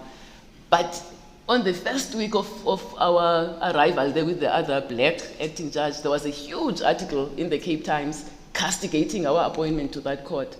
So, and there was those dynamics always make for uncomfortable situations. And JP Klope was there to protect us and defend us. And we worked together. He is one of the judges. He and Judge Jeanette Traveso, one of my main mentors. helped me during a very, Cape Town is a big division, rigorous, rigorous division, and I was as nervous as anything. I mean, my first case was a case dealing with ME, a full bench thing with 18, a huge record sitting in a full bench, and I was literally trembling. And JP Hlope and Judge Traverse were the people who comforted me and reassured me that, hey, we're here to support you, you can do this. So I have that kind of relationship with him. And people know that I started my judicial career there. Imagine if I sat in a matter that involves him, and lo and behold, I write, I find in his favor. Even the threat of a perception, you know how it is. The judicial independence is a very delicate horse. So even at the SCA, many cases came involving JP Hlope, and all my colleagues, I made it clear to President Howie, to President Party, that look, I have a prior relationship with this chap. I would really be uncomfortable sitting in judgment of any of his matters. So I always avoided anything to do with him. But his is the only case that I avoided, if you want to put it that way. And I gave full reasons for that. I explained to the JSC ahead that, look, I can't sit in that one. I will send an alternate. The other one was the case of Judge Mutada. But I had not been able, I don't know, I just can't remember what the reason was that I was not able to come. And then Judge Nafsa was acting at the time came. Was I on, I can't remember now. But Judge Nafsa came, but you will recall that at the tail end of those proceedings, I was there. I came, I did not recuse myself when I was able to avail myself. So it's only Judge Hlope, and I know a lot has been made of that. Nothing sinister, Commissioner, it's just that I have that special, he's one of my, I look upon him as my big brother. Let's forget about the other business. Thank you very much. Thank you, Advocate Kane. Commissioner, you're covered. Covered. You're covered. Thank you. JP Tlaletsi. Thank you, Acting President. And good morning, President Maya. Morning, JP. I know that you are well. Just one thing that I would want to clear up. I'm glad that in your response to the minister, you indicated that you stand here on your own mettle, your own credentials. Yes. And that brings me to the issue that the power to appoint the president of the SCA and the deputy, the Chief Justice and the Deputy Chief Justice, vests with the president of the state president. He or she nominates and appoints. And it's for the first time that South Africans have been given an opportunity to play some role. Perhaps it will be defined later in this process. And what has happened before, I have known that we have always had good women judges with impeccable credentials who could have been appointed and who could still be appointed. It shouldn't appear as if it is actually a miracle. Now, this brings me to the next question, which was asked yesterday. Is South Africa ready for the appointment of a woman Chief Justice? I don't know if your answer is South Africa has always been ready. Perhaps there are those who who are vested with the powers may not have been ready. Well, thank you so much for asking that question, JP. Look, I fully appreciate the sentiment behind it. I respect it. But I don't think it's a proper question to ask because it implies all sorts of negative things. But short answer is, South Africa has always been ready to have a female Chief Justice. At inception, as you point out, we had strong, capable women. In the Constitutional Court, we had Justice Mohoro, we had Justice O'Regan. And we know them, what they're capable of. And in other courts as well. So there's never been a shortage of women who could take up leadership in any of the ranks of this institution of ours. Yes. And I'll tell you this, that question actually annoys a lot of women. And I've had people ask, was it ever asked if South Africa is ready for a black Chief Justice, and if not, why? Why are we asking about women as if we are this homogeneous, this special group that needs to be done a favor? Just you keep checking if they are ready, and then at some stage you think, oh, maybe now. No, that's not who women are. We're as capable as men. I need not say that. I need not say that, JP. I think Women are able to do things well. Things have changed. Things have changed. Men can give birth now, so maybe I won't go that far. I thought the star witness didn't understand that. Thank you on that. Yes. Something that I would want to clear up now that may have happened in the past, and I wouldn't want it to stay there as you go through this process. There was one issue that occupied the JSC in the previous interviews for the position of the Constitutional Court judge, and I know you had to recuse yourself. And on record, I do not think much was said about the reasons why you recused yourself, but there were some discussions between the candidate and the commissioners in your absence. And I think Justice Kachalia stood in for you. Yes. Yes. Now, maybe you could, if there's been any developments, clear it up. The reason why I'm asking this is that if you are appointed Chief Justice and you have a fellow colleague or judge who might feel that, and actually, I think she's going to be a candidate in the next round of interviews, she might feel somehow prejudiced and feel that I would not get it. And some may go further and say, since that time she has not acted in the SCA, is there something that's going on here? And whether you're going to recuse yourself there, up to when are you going to recuse yourself if that is the case? Yeah. Because two ways, either you'll be chairing if you are appointed, or you'll be representing the SCA if not appointed. Is there anything that perhaps we can clear up that? I'm glad you raised that. You raised that, JP. Look, it's a difficult situation, and I don't want to say much about it for my own part. No secrecy about it. It's something that arose during, and I think the media was also there when this thing came up.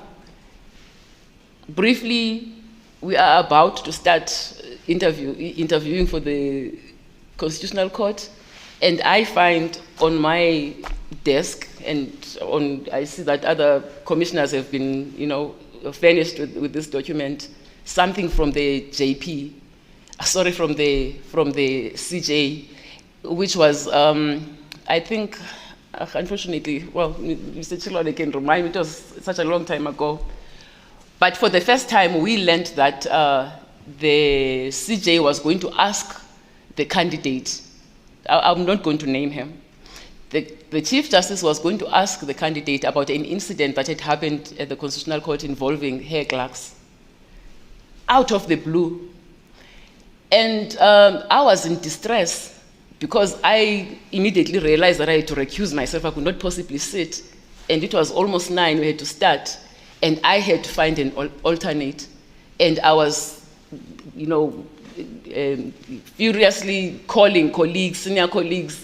And the most senior person, I think, was in Freiheit. Another one had a bereavement or something. I could not find some. And I went down our list until I found Justice Kachalia, who had his own commitments, but graciously agreed to assist the commission. So he came in, and the commission knows fully, what had happened, how that came about.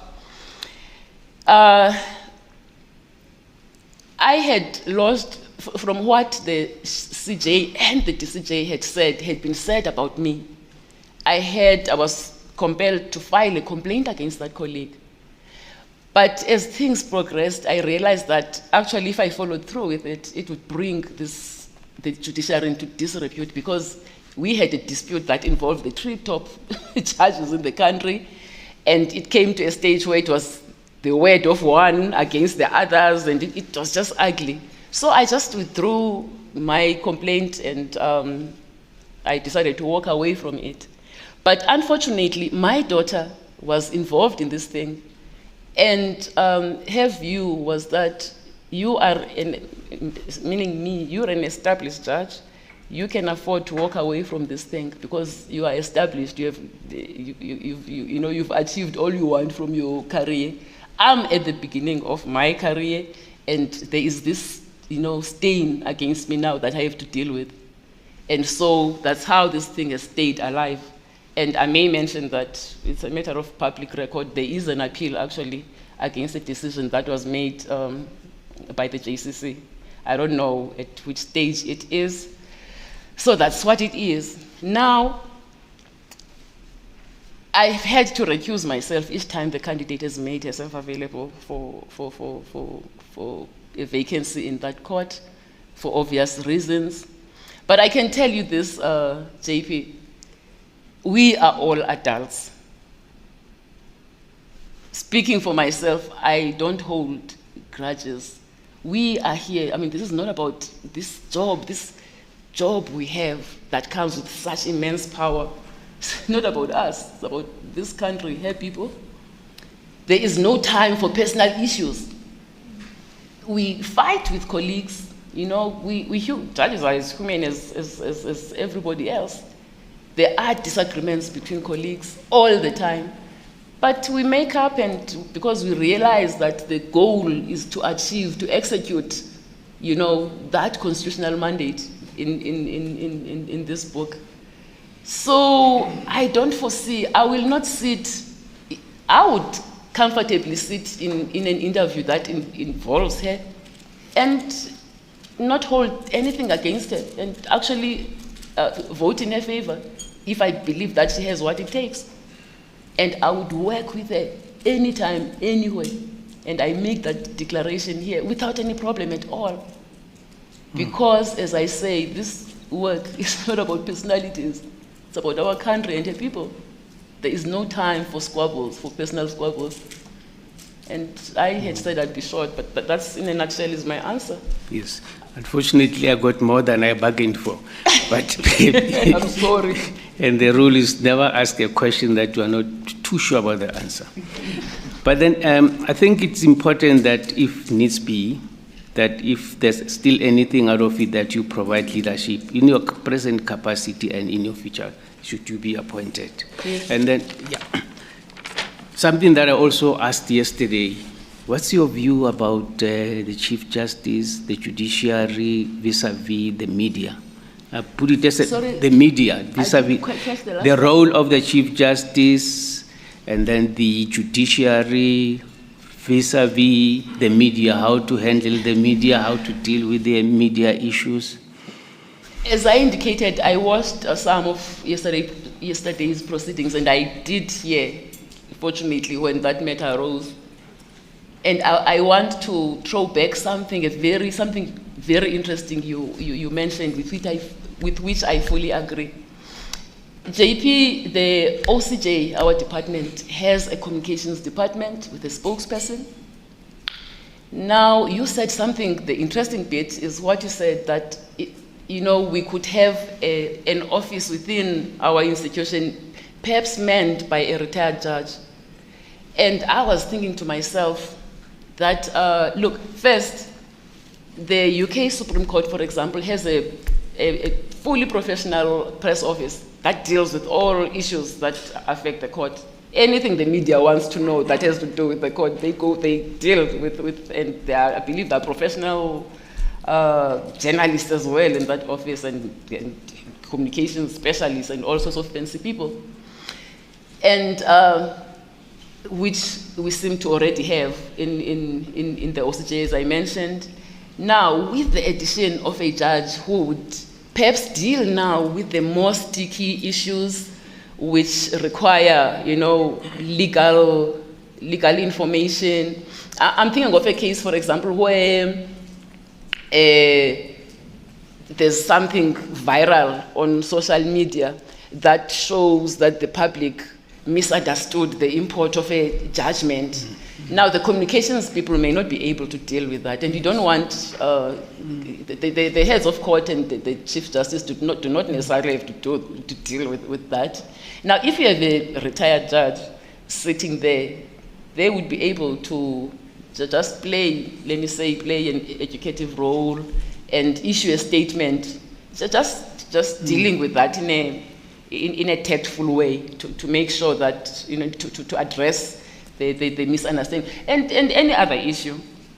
I'm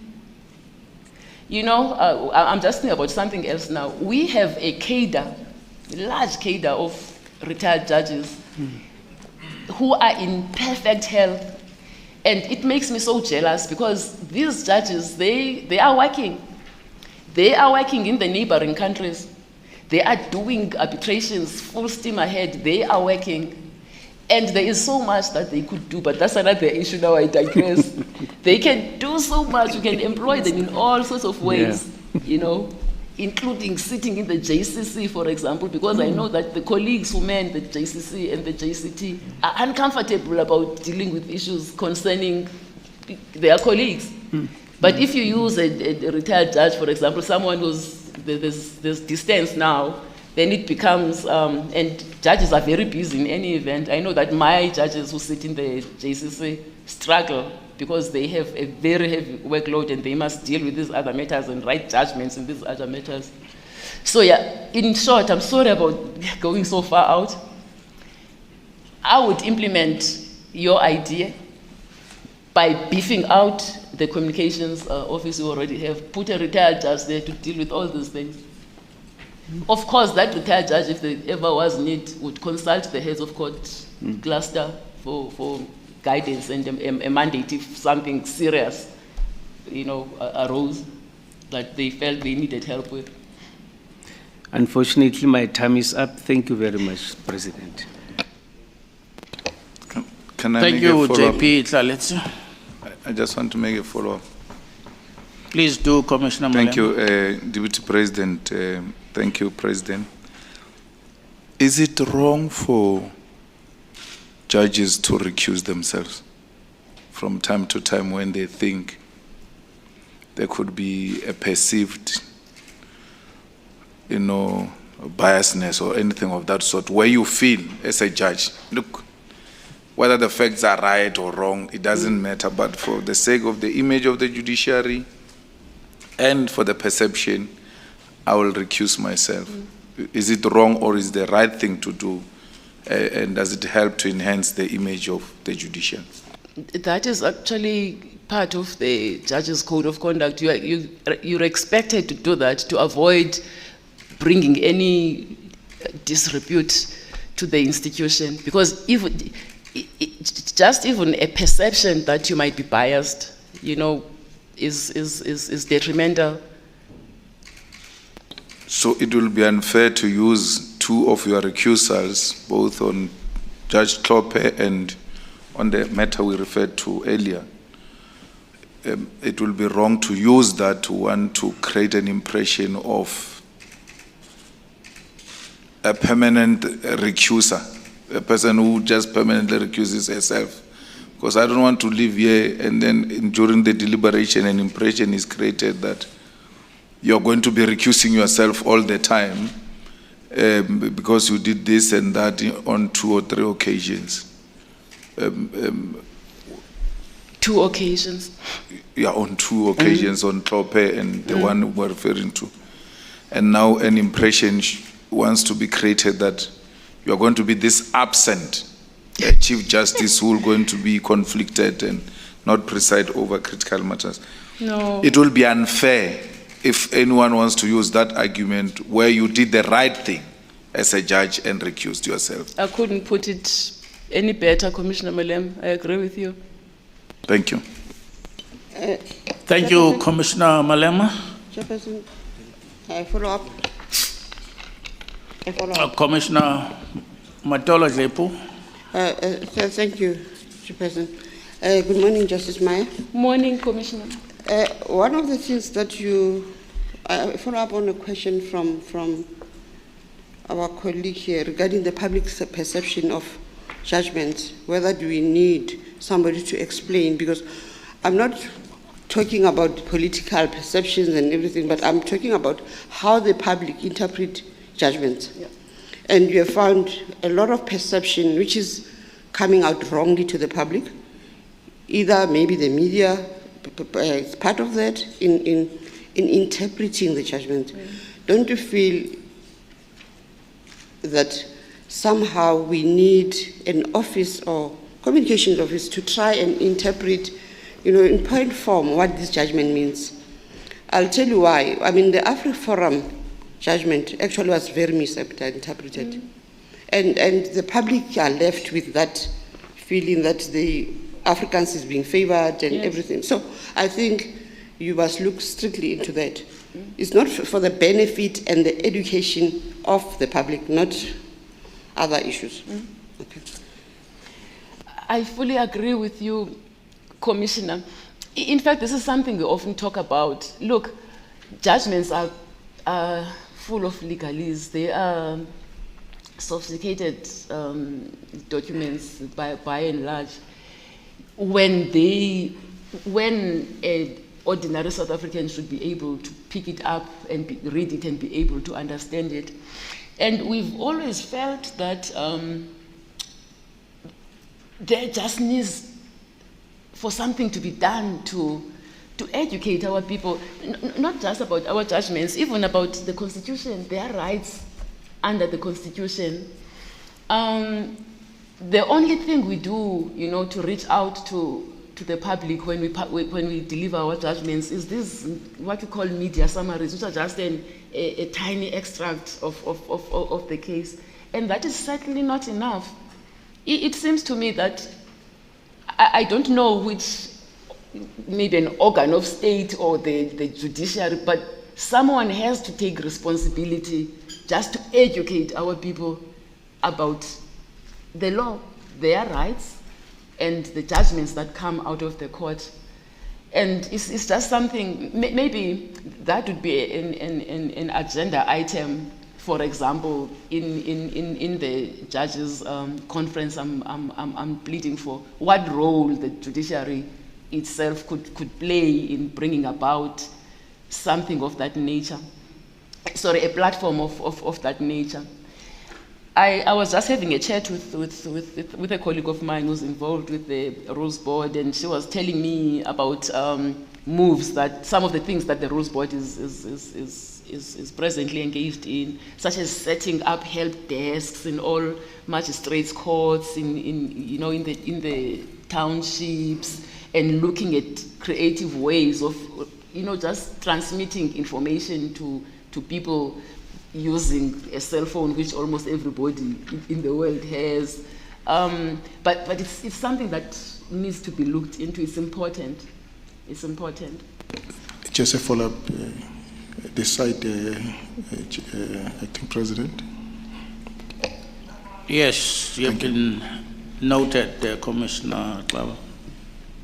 You may proceed. Thank you so much. Good morning, Morning, Commissioner. President. Thank you. I just want to make a follow-up, something I did yesterday. There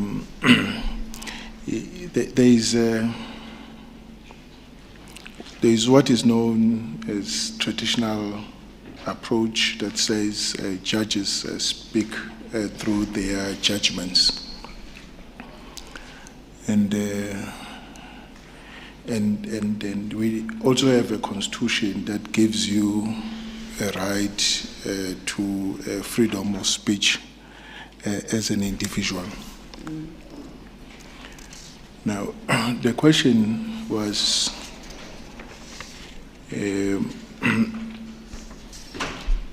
what is your take when a senior judge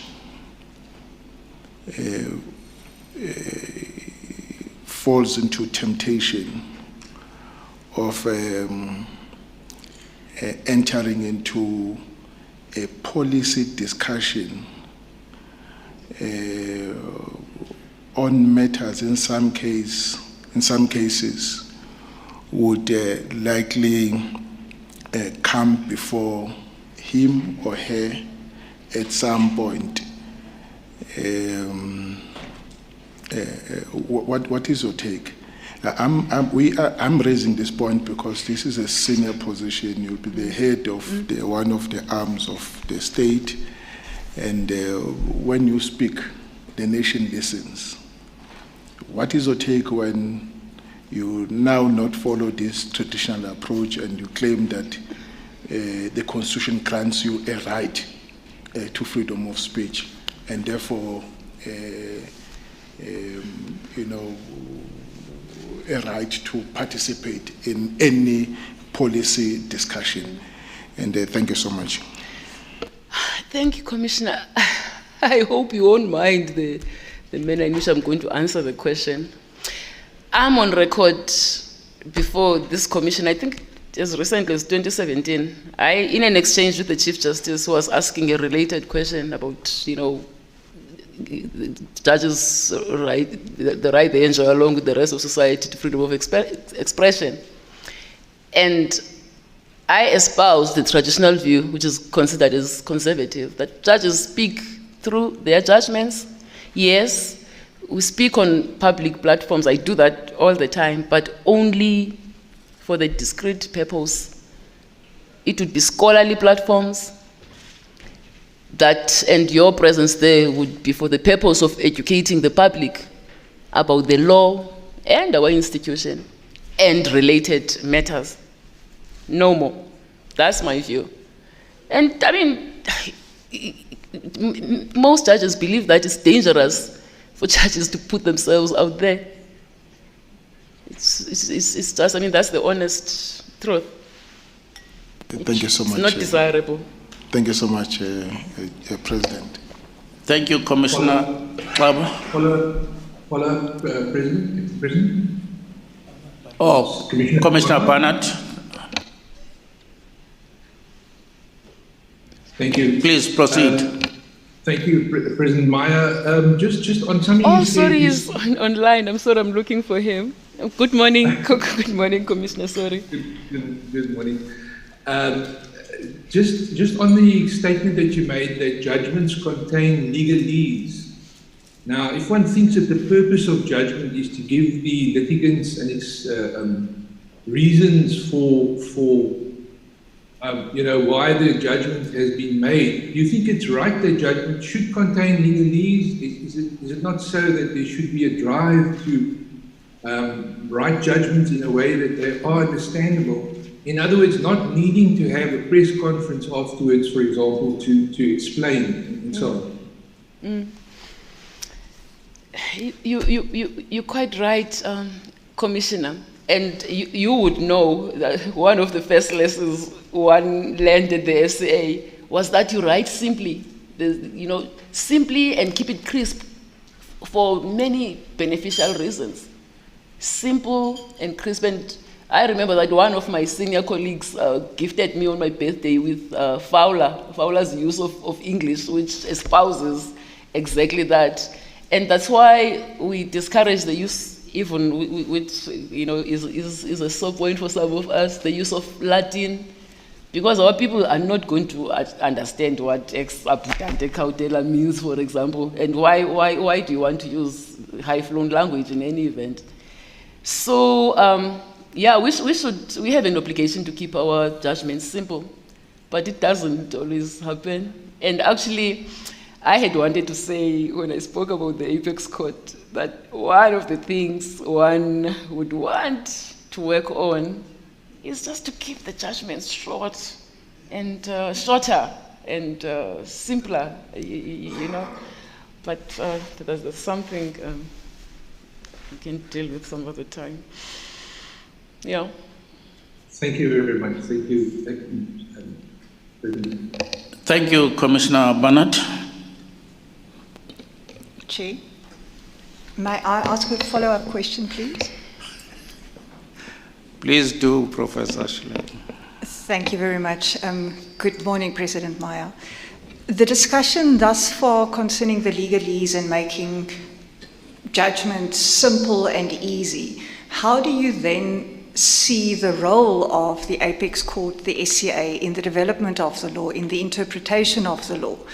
If your judgments are very crisp and short and not containing legalese, how are you going to work around the fact that quite a number of some of the recent SCA judgments that dealt with issues like prescription, for instance, missed the point and now created new precedent that is actually not beneficial to litigants, especially those that do not have money to take this on appeal to the Constitutional Court.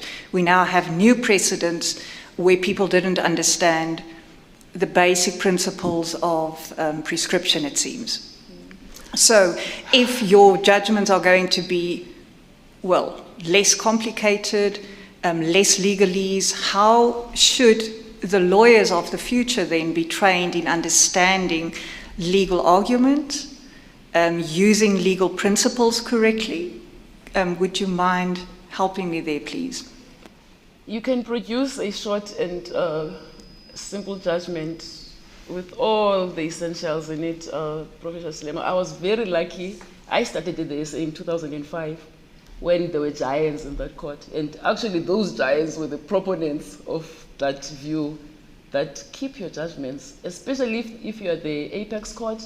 And we were warned against, addressing, this thing of picking up all low-hanging fruits, addressing everything.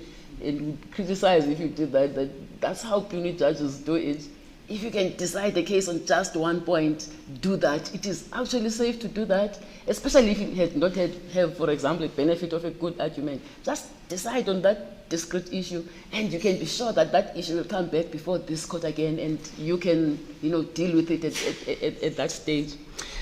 Short answer is, it is possible to produce a great judgment, which is short, but it still contains everything that needs to be said on the subject.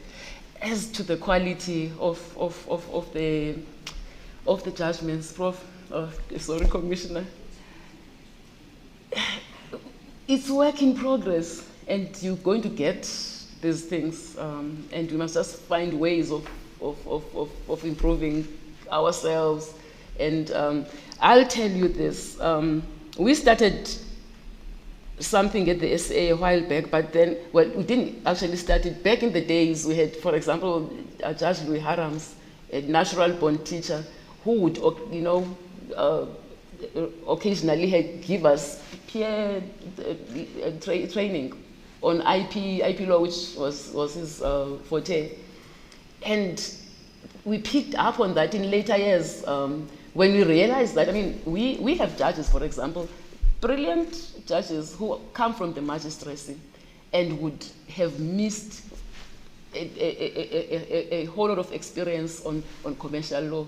Well, I'm not putting myself in a better position. I missed out on that experience as well, coming from the bar. But that's another issue.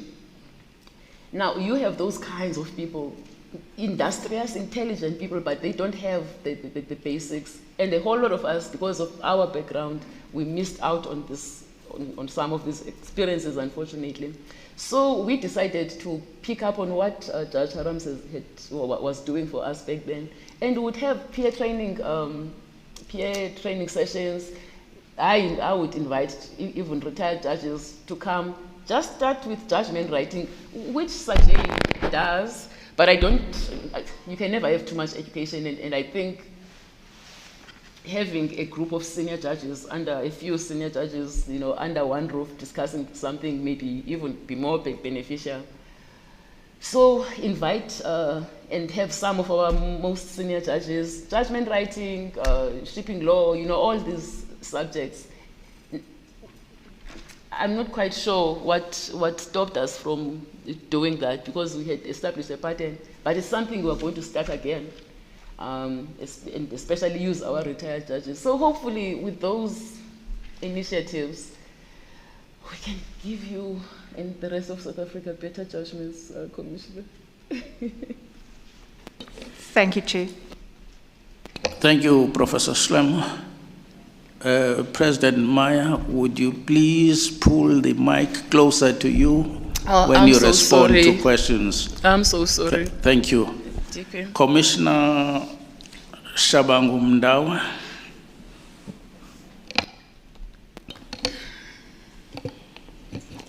Thank you. Sorry. Thank you, Acting President. Good morning, President Maya. Morning, Commissioner. I want to first declare my relationship with President Maya. She is the president of the Women Judges Organization. I'm the president of the Women Lawyers Organization. And we talk a lot regarding issues that affects women judges and women lawyers. And secondly, Saula, my organization, supported her nomination, and the signature on that letter is my signature, Chairperson. That's what I just wanted to declare in this House. May I continue with my question, Chairperson? Thank you, Commissioner. Yes, you may proceed. Thank you. President, I want to touch on the transformation and empowerment of women. Doing that, can you please address the comment by the BLA where they are saying that under your presidency, in 2017, 5 of the 7 judges that acted at the SCA were white.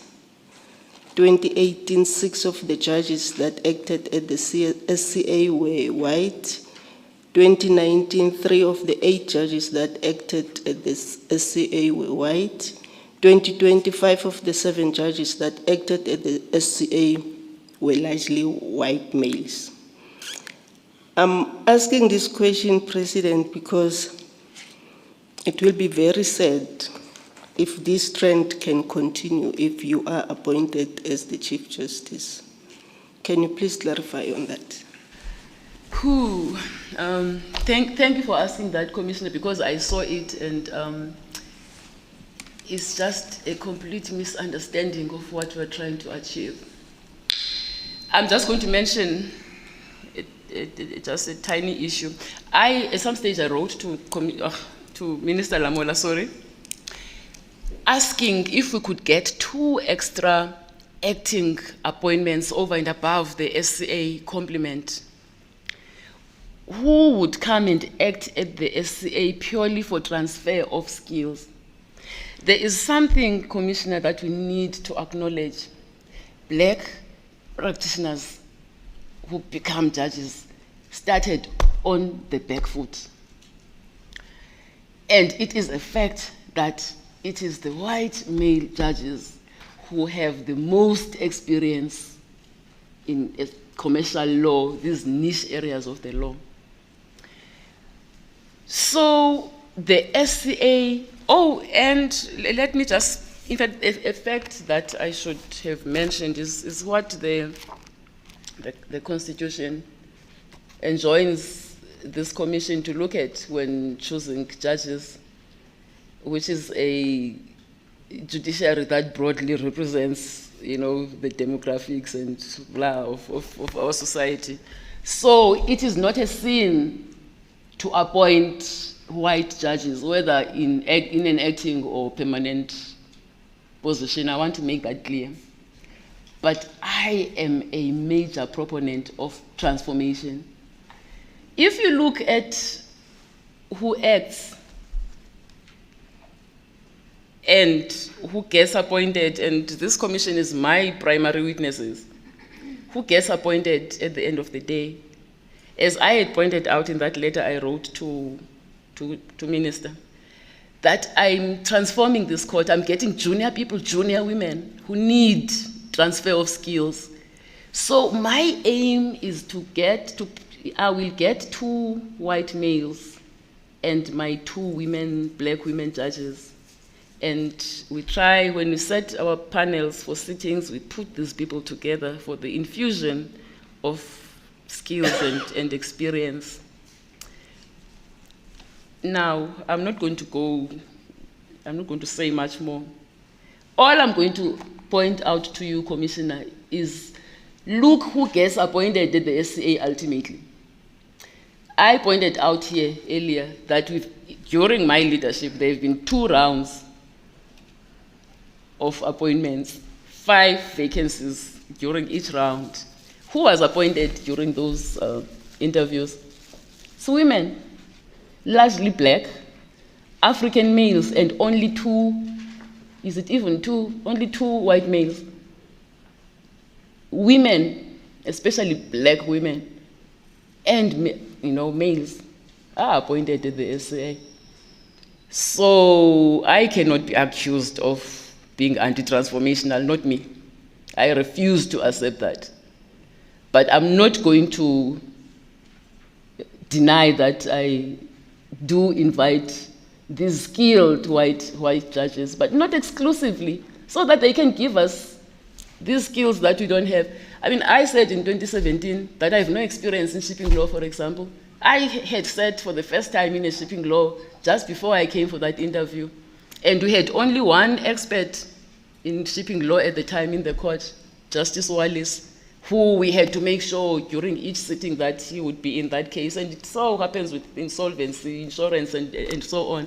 You can't overlook that. We need the transfer of these skills and experience that white people have, had access to when we didn't. They have it, and we must get it. And the only way to get it is to get them to come and work with us and share these experiences. So I don't know if I've answered your question, but that's my attitude towards that issue. Thank you, President Maya. You indeed answered my question. My second question, President, you alluded to the fact that judiciary does not have sexual harassment policy. It's surprising. Shocking. Shocking. In this, we are living in a very, very difficult time as women, where women are harassed, be it at school, at workplace, and everywhere, where judiciary does not have such policy. It's really shocking. President, when you are appointed as a Chief Justice, how soon can you make sure that this policy is in place? Yesterday, Commissioner.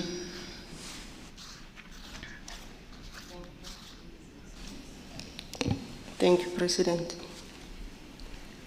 My last question to you, access to justice.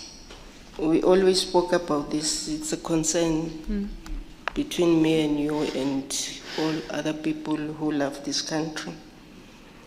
There are women somewhere in the rural areas, deep rural areas, where justice to them is taboo. They don't even know when are they going to access justice.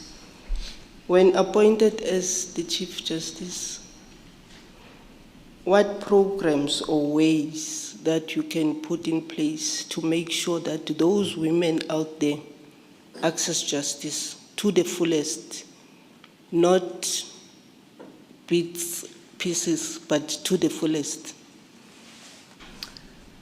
I happen to come from Bundus, Transkei Bundus, so I'm a village girl, so I know exactly what you're talking about.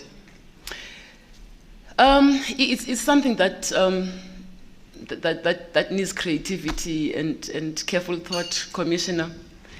But I just like to keep my program of action, simple, uncluttered, so that I can achieve. When you have a big, you have a whole lot of issues to deal with, you can easily get lost there. I thought, because if you recall, one of my my targets in my vision for the institution is to bring all the courts under the rubric of the OCJ, and I have this lofty idea of bringing in traditional courts as well. And I believe that through those traditional courts we'd be able to achieve something. But it's something that I would like to debate with other interested people and develop and see just how far we can go. But we need to bring traditional courts close. Thank you, President, and thank you, Acting President. Thank you, Commissioner. Commissioner Tsepe. Thank you, Acting President. Follow up. It is a follow-up, okay. Minister, and I will be done. Good morning, President Maya. Thank you for engaging with us. I just wanted a follow-up on a question that Commissioner Ndawe raised about the issue you raised about the lack of policies relating to women issues, particularly sexual harassment and the maternity leave policy. Obviously, you say you want to deal with it as in yesterday. You are part of the leadership of the judiciary currently. And for me, that is such a key issue, and I would like to know that it is not something that waits for someone of your stature to even be appointed a Chief Justice, but it's something that could be implemented right now with your leadership. Is that something that is possible, I would imagine? And I just wanted your view and commitment. You on make that. a great point. Actually, through the Women Judges Association, we are already, we liaised. Once I found out about this and we have stories of what is happening, you know, on the ground, and we don't want to get into that here.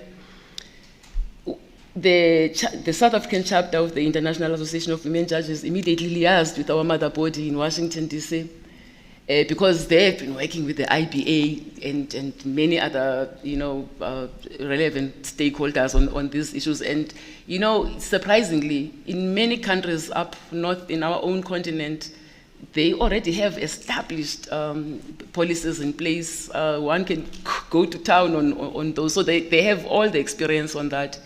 So my chapter is already in the process of starting that process here, educating, and we will, once we get our ducks in a row, which should be very shortly, we will liaise with the SAJA, because that should be part of training, actually. When we talk about social context training, we also talk about these things.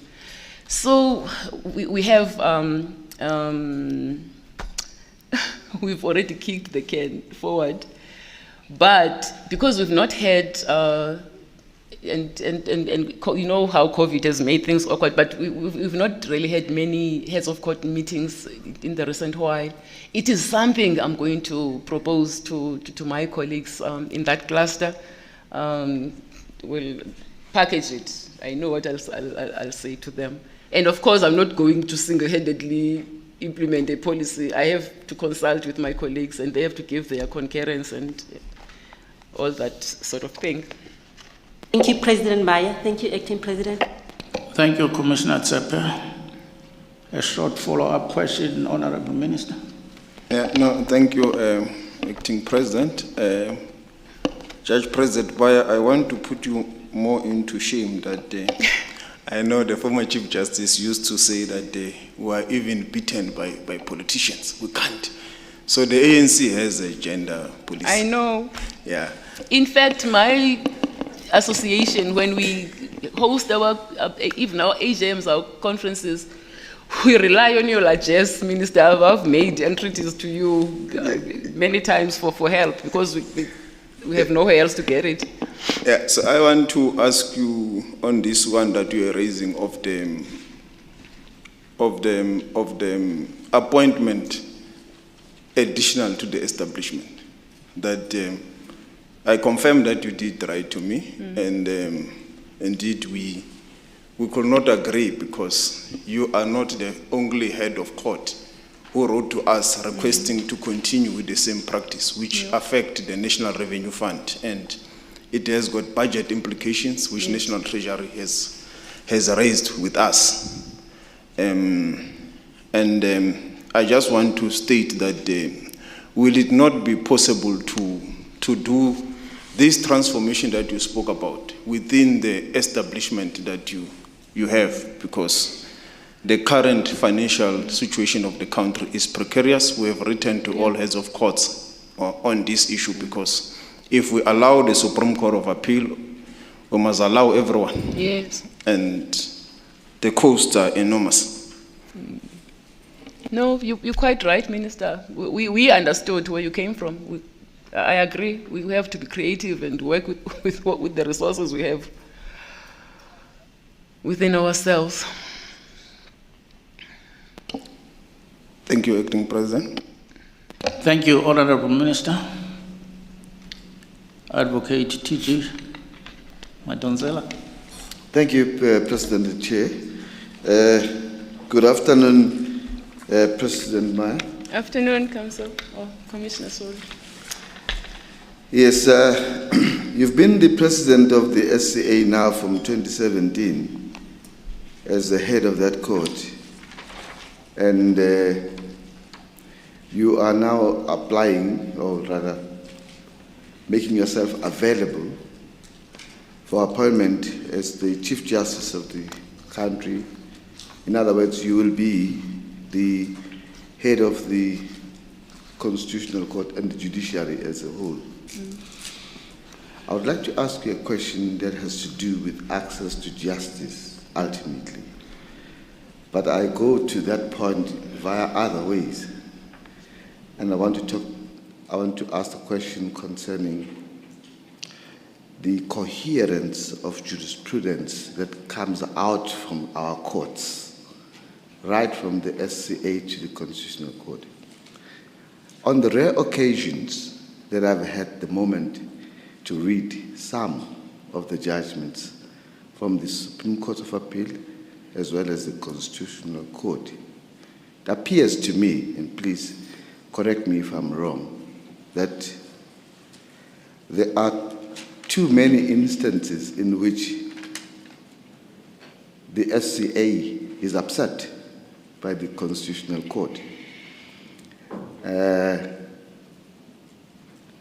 Firstly, is that correct? If that is not correct, or if it is correct, is it not important for both courts that we have a coherence of jurisprudence coming from the SCA affirmed by the Constitutional Court? In other words, shouldn't the SCA get it right as an appeal court, rather than it being too often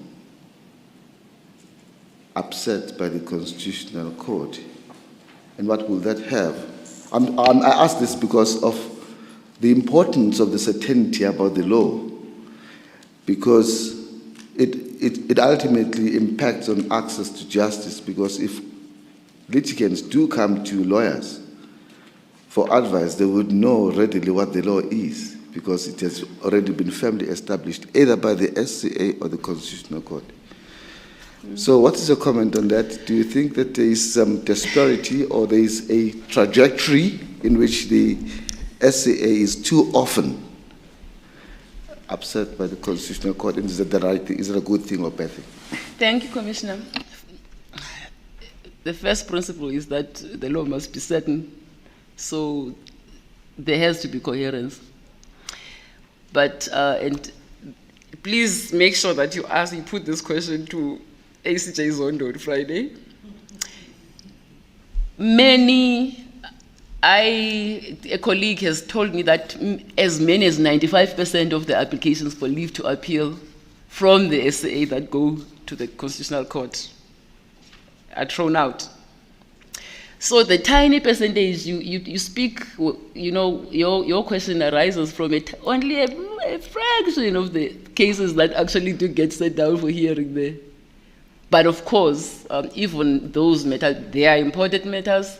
The very fact that they get set down, and if a majority of them, even if they're just a tiny proportion that come from that come from our court, then we must do something.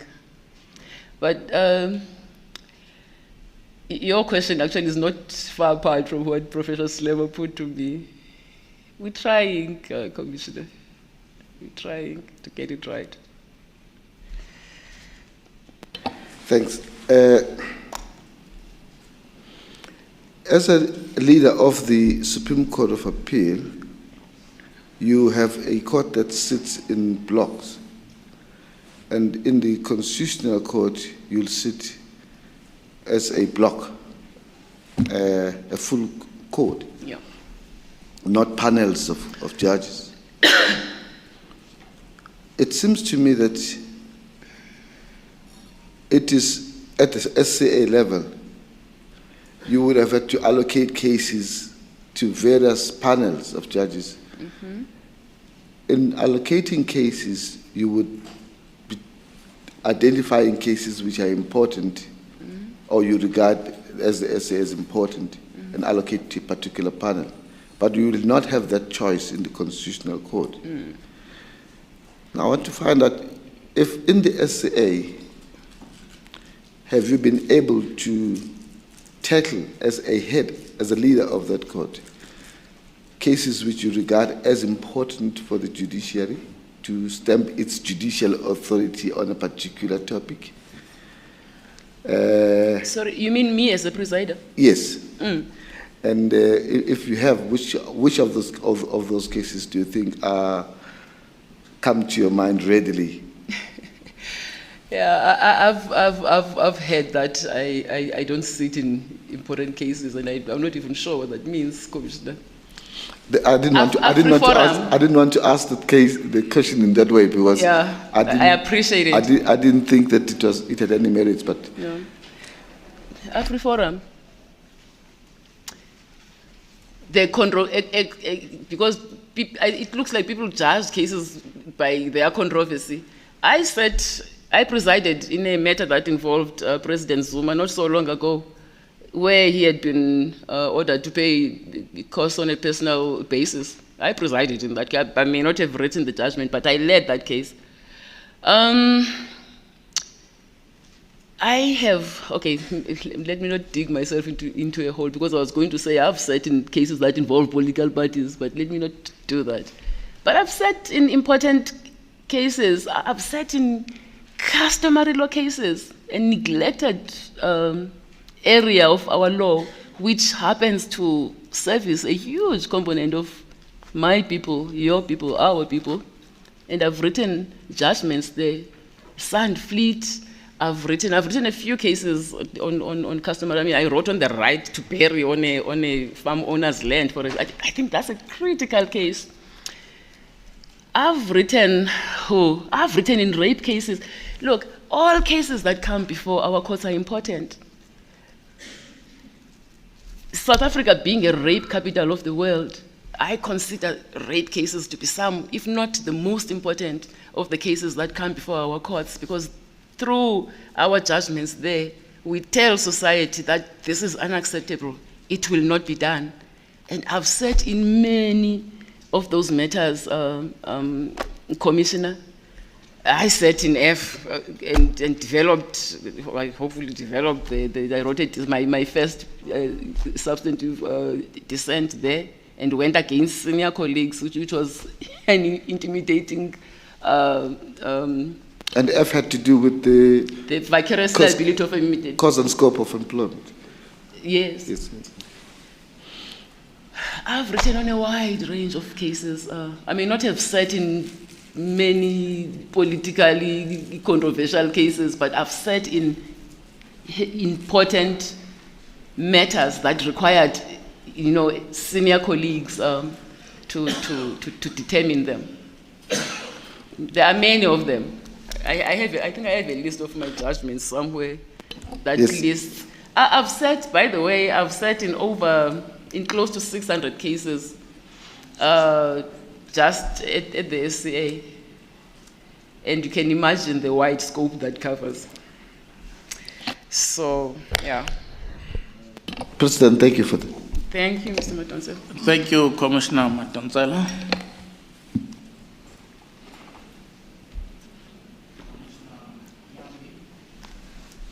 Commissioner Nyambi.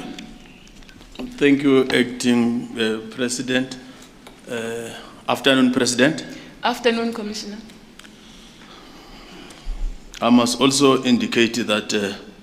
as somebody coming from the province where when the sun rises, the people works harder, called Mpumalanga. I attended the inauguration of President Maya as a chancellor. And the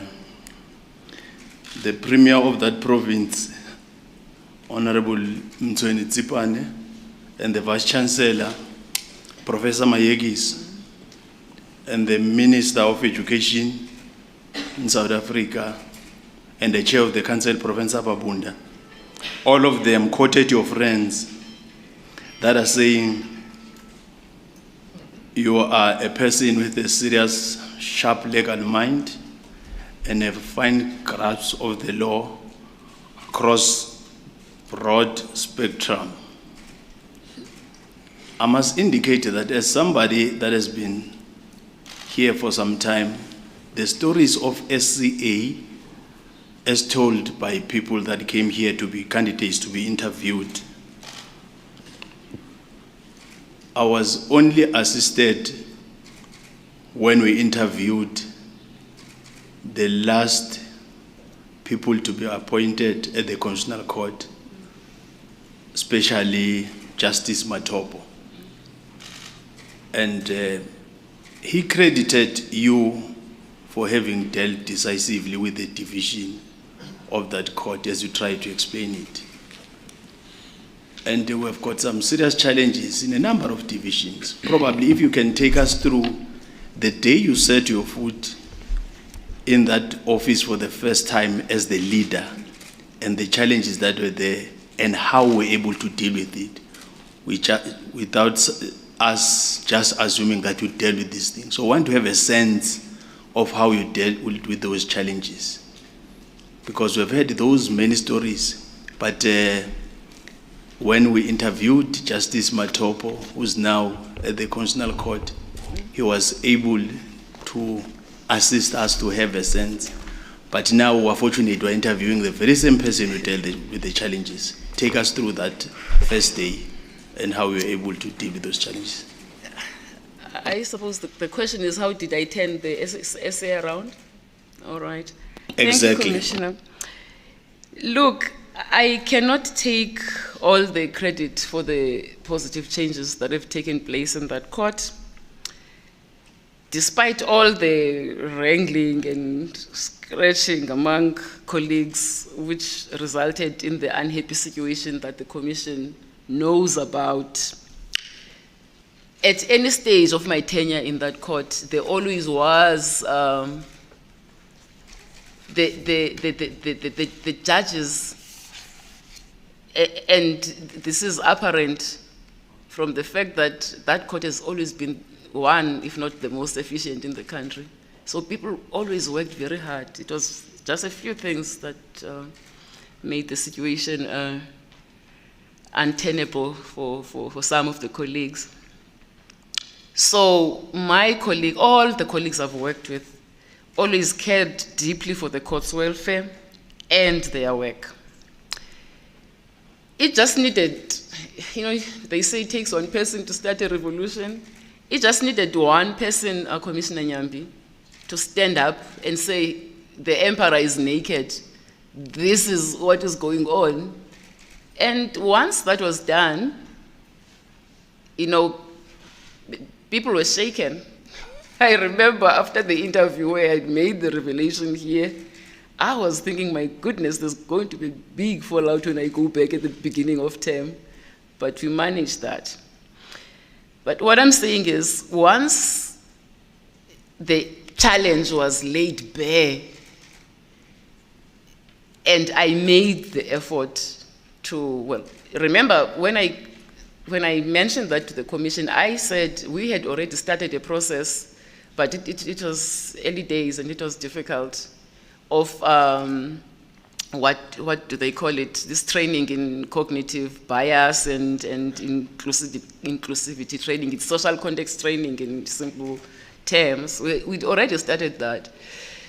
So I managed to prevail on colleagues with the help of colleagues such as DP Betse and many others in the court. to turn the situation around? I guess the short, simple answer, Commissioner Nyambi, is that, as we all know, communication, speaking frankly about things, is the one thing that will repair any relationship, even a marriage, even, you know, a love affair. So being able to talk our problems through, agree, but the difficult thing was to get everybody to agree to undergo therapy, because that's what we did. That was the toughest bit. But we managed it, because colleagues now suddenly realize that, oh, we actually have a problem, and it looks like we might be able to fix it.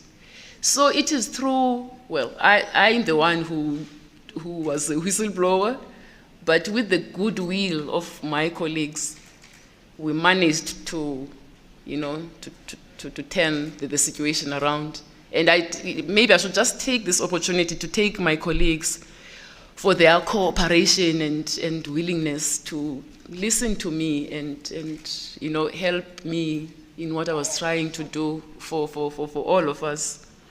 So I thank them for their grace for that. And that's my answer.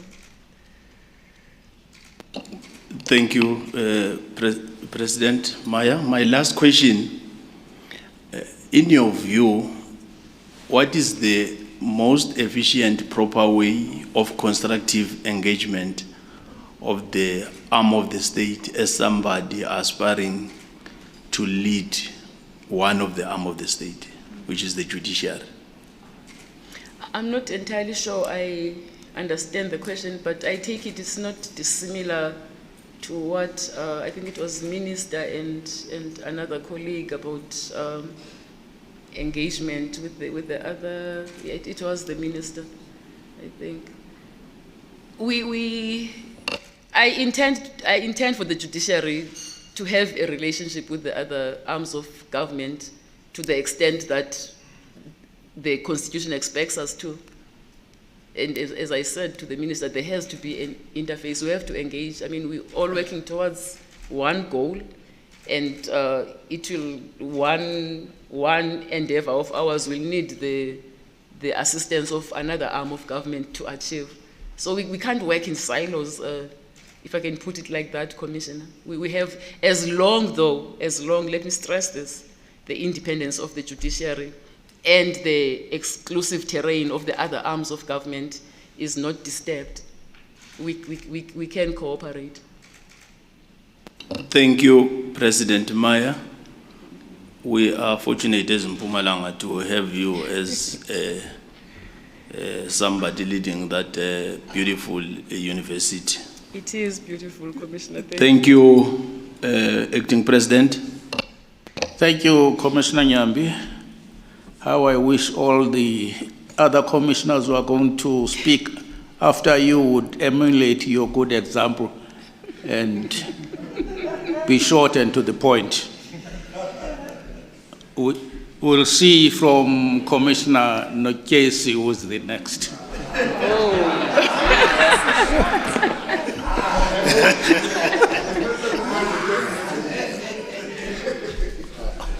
Thank you, Acting President.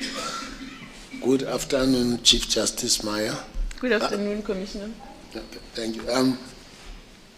I just want to first remark on this, because I just want to focus on the leadership issue that has been. In 1986, you could not do your 5th year in BPROC because of the unrest at the university. Yes. And you were part of the students that also experienced the brutal murder of Zondo. It happens during your time. Yeah.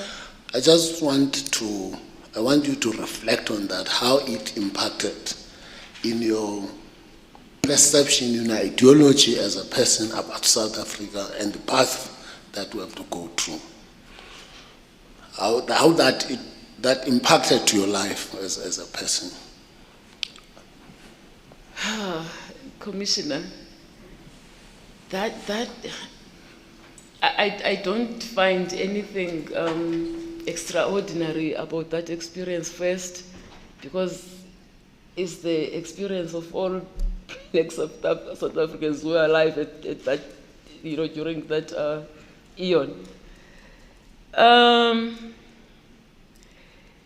It's, how can I put it?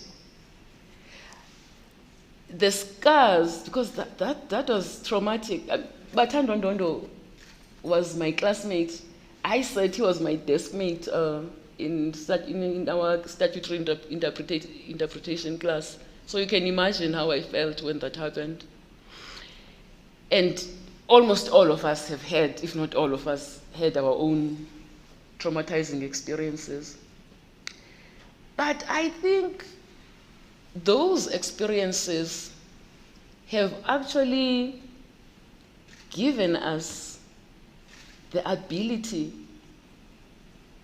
to be able to implement the values that are espoused in this Constitution, because we know precisely how this Constitution came about when it speaks about human dignity, when it speaks about equality and all the other things, the Bill of Rights that it provides for.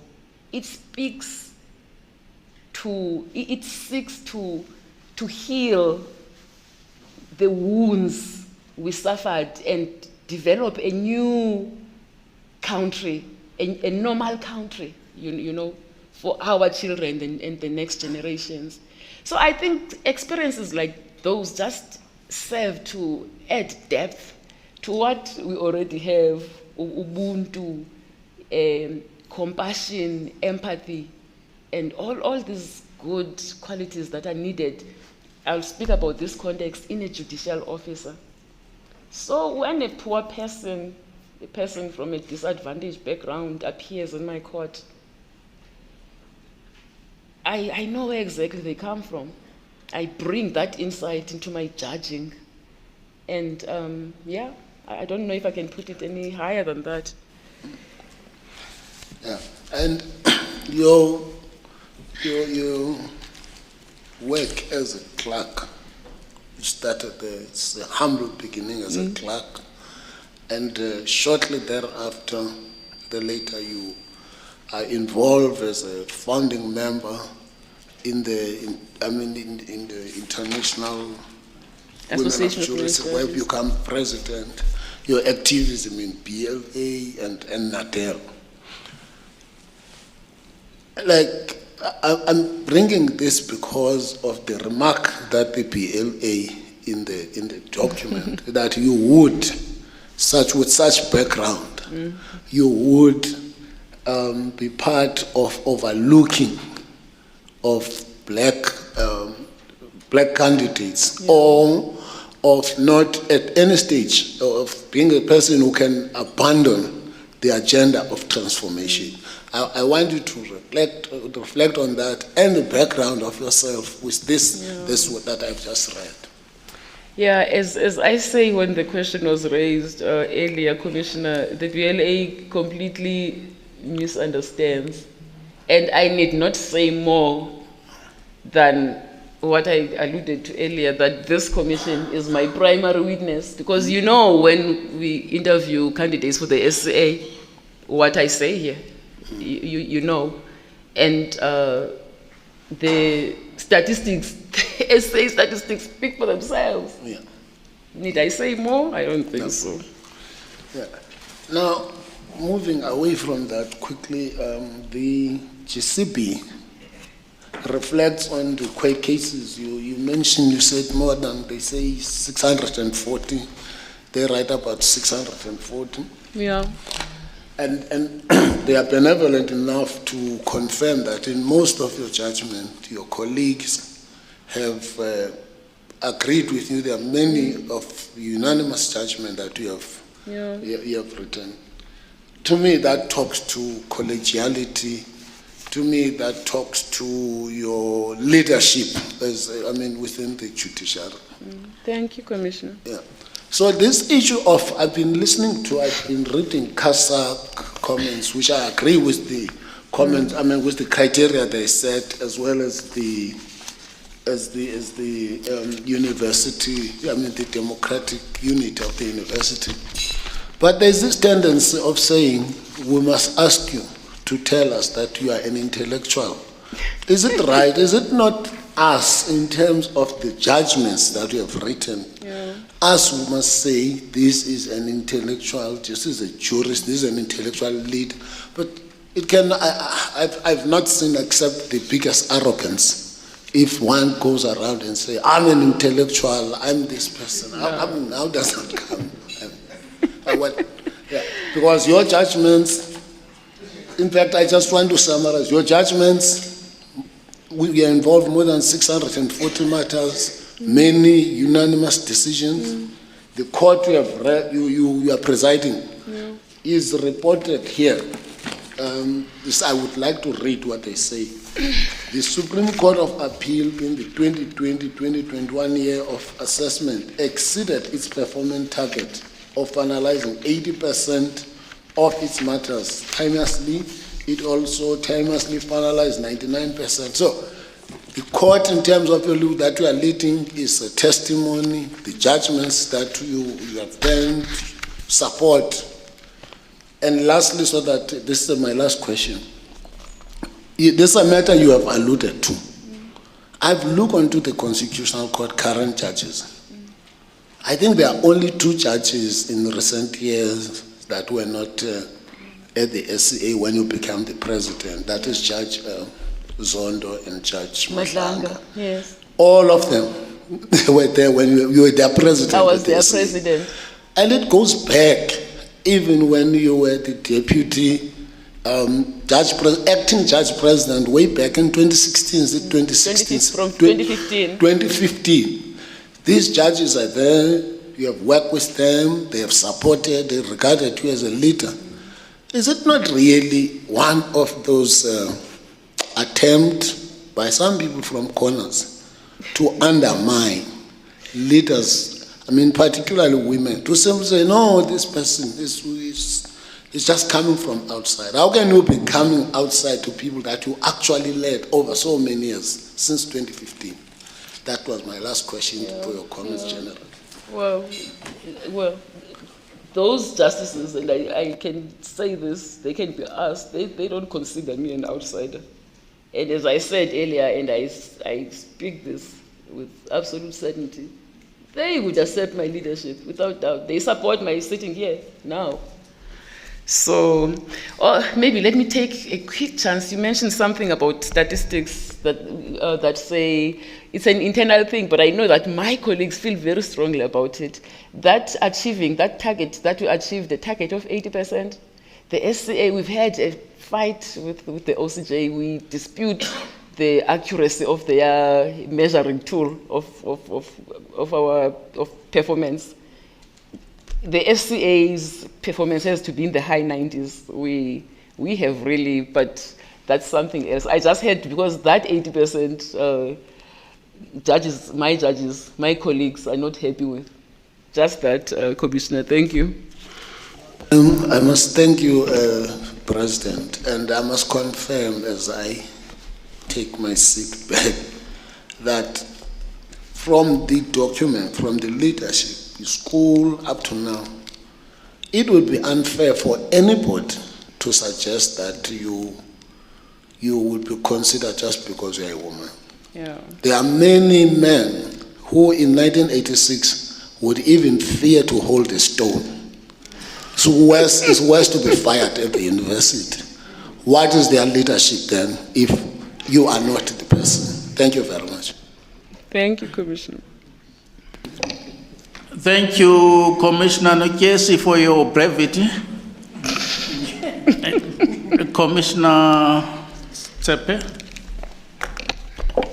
Thank you, President. Acting President. Good afternoon again, President Maya. Afternoon, Commissioner.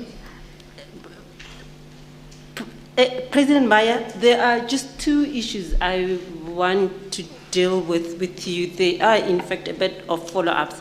One related to the modernization project that you spoke about. And I just wanted to find out from you, because I think modernization as a project for the judiciary has been a great project and which helps with access to justice. So the first issue on that, I wanted to find out from you, having implemented it as a pilot in the SCA, are there any challenges that you have found as the leader of the Supreme Court of Appeal? And if so, what are they and how can they be resolved? But the second issue, while you answer that one, is the issue that Justice Madlanga raised about modernization and online, online access to courts in relation to other communities who do not have access, and what other ways can we introduce into this modernization, particularly online access, so that other members, vulnerable members of society, would be able to have that access, because we have seen how important it is in accessing justice for others who are able to do so. That's my first question. Thank you, Commissioner. About modernization, look, there have been challenges. We still experience challenges. In fact, even now, for example, just about connectivity, which is something that we hope will be looked into. The fourth term, I was on leave, but I understand from my colleagues that it was rough. There were struggles, but we managed. So we have to look at those niggling aspects. We asked for case lines to be implemented because we saw what a success Gauteng has made, has made of it. And, we were always envious because our acting judges from Gauteng, they were demanding, their records. While we were struggling with piles of paper, they were using case lines. So that's another aspect that encouraged us to get on the bandwagon. But we said, all right, let's just give it a shot. Just start with petitions, the applications for leave to appeal, and then when it is established, we move on to appeals proper, and we just use it completely. But we have not got there. Look, judges are largely elderly people. Some of us still struggle with technology. I have to confess, I myself do not use case lines all the time. I still love the feel of paper between my fingers and flipping over, And that's, I suppose it's the same for many of my colleagues, but many of us use it. I use it sometimes. And it's something I'm going to push actually when we go back now, that we move on to appeals. But there had been a problem about finances or something like that, but I think we can get past it. We have Gauteng, our lodestar, will use whatever means they've used to ensure that we also get on the bandwagon. So the challenge really has been connectivity, which is something that can easily be fixed. About online courts, we know that a huge majority of our people do not have access to the internet. You accept that. As I said earlier, some of these things are still in the pipeline, but Minister will protect me because he knows about them. I understand that there is a move to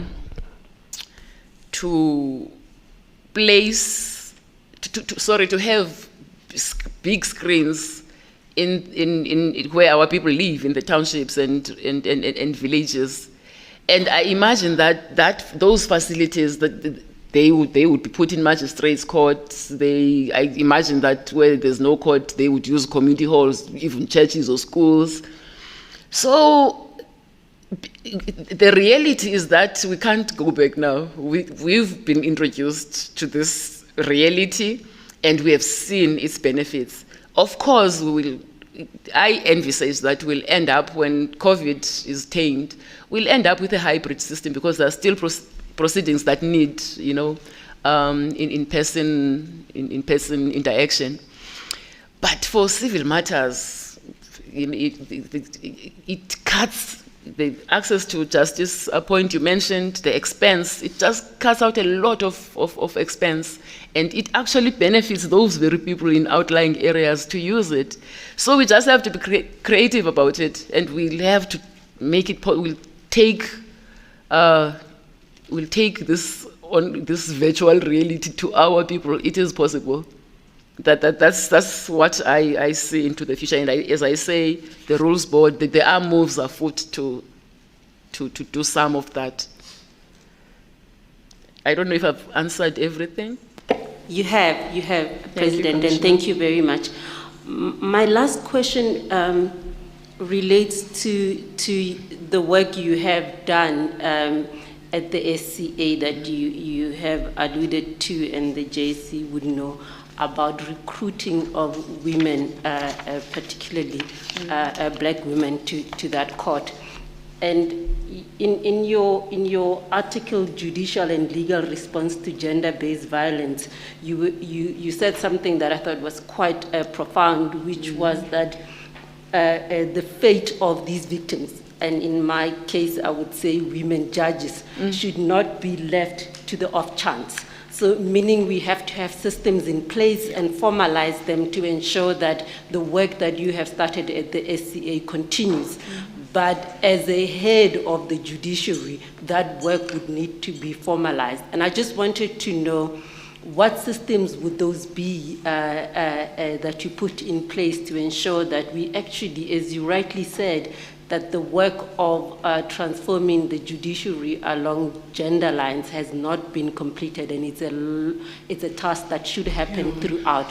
But I just want to know practically, how do we do that, and what is your proposal in that regard, or how you would be implementing that? Thank you. Thank you, Commissioner. President. Thank you. Well, first, it cannot be my sole project. It's something I would have to have the buy-in of my colleagues in the heads of court cluster. And fortunately, the heads of court are very sensitive to the need of diversifying. I'm getting tired now. Diversifying the institution in terms of gender. And in fact, as you know, we have we're counting now the DJPs, the women DJPs in some of the high courts, and one fervently hopes that these numbers will grow, and we will make them grow. So we have to have a formal policy as heads of court, because those are the people who invite people to act, who come here with their candidates and recommend who the JSC, in the final analysis, should recommend would be suitable. So I think there needs to be an agreement that if you have an acting vacancy, for example, and there is a woman available, they're just small things. There's a woman out there, and there are always women available out there. Give a chance to a woman. If you have 2 acting vacancies, make sure that one of them at least is a woman. But I'm sure those are things we can agree. Those are things some, if not all of them, are already doing. I mentioned this aspirant women judges project that the SAJ has resuscitated now, that starts in July. I mean, that's going to create a pool. I'm sorry, I forget, because I had asked how many candidates it has, but it's quite a number of women. We're not going to have a shortage of women candidates from which to appoint. And once those people are already in the system, then it's a simple matter to get them. Once they get enough experience, you push them up. Fortunately, the heads of court cluster is a small body of very collegial judges, and the heart of everybody is in the right place. So we know what we need to do. but it just needs to be pushed harder. Some may not be pushing as hard as I am because I'm a woman. I know my answer is all over the place, Commissioner, but... It's not, President. I think for me, the issue that you raised of formal policies, because it should not be about the people who are there whose heart is in the right place. When they leave with their good hearts, someone else who come may not have that heart, that we should have these policies and processes in place to ensure that that project moves on. Thank you so much, President. Thank you, I appreciate Commissioner. it. Thank you, Acting President. Thank you, Commissioner Zepe. Commissioner Mapisa Ngakula. Thank you very much, Acting President, and thank you, Judge Maya. Thank you very much for the vision which you shared with us this morning, which was quite informative and I should say, demonstrated highest levels of leadership on your side. And therefore, it should have been easy for everyone who was listening to your vision to understand indeed what your vision for the judiciary is. I may have missed one or two issues when I stepped out, and if they have been raised, please do not, I can always consult with my colleagues. One of the matters you raised was the lack of synergy between what is happening at the level of the Constitutional Court and other courts. And my question is, how will you ensure that there is that synergy? And I'm raising this fully cognizant of something which you raised earlier, which is that the last time you had a meeting, for instance, as the entire community of the judiciary was in 2019. 2009.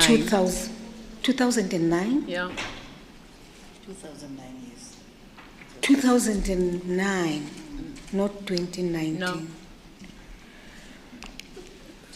If I may raise the matter, how will you rectify this anomaly?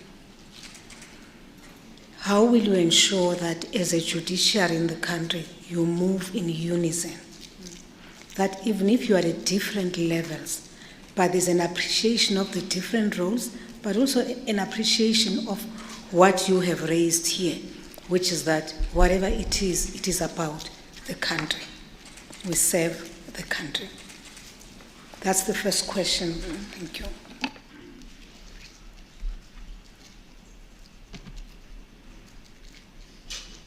Or should I answer that? Then you'll carry on. Thank you so much, Commissioner. What I meant about lack of synergy first is that the Constitutional Court has always existed in that bubble. You know, it's that court up there to which most of even the judicial officers don't have access. And I have just one short practical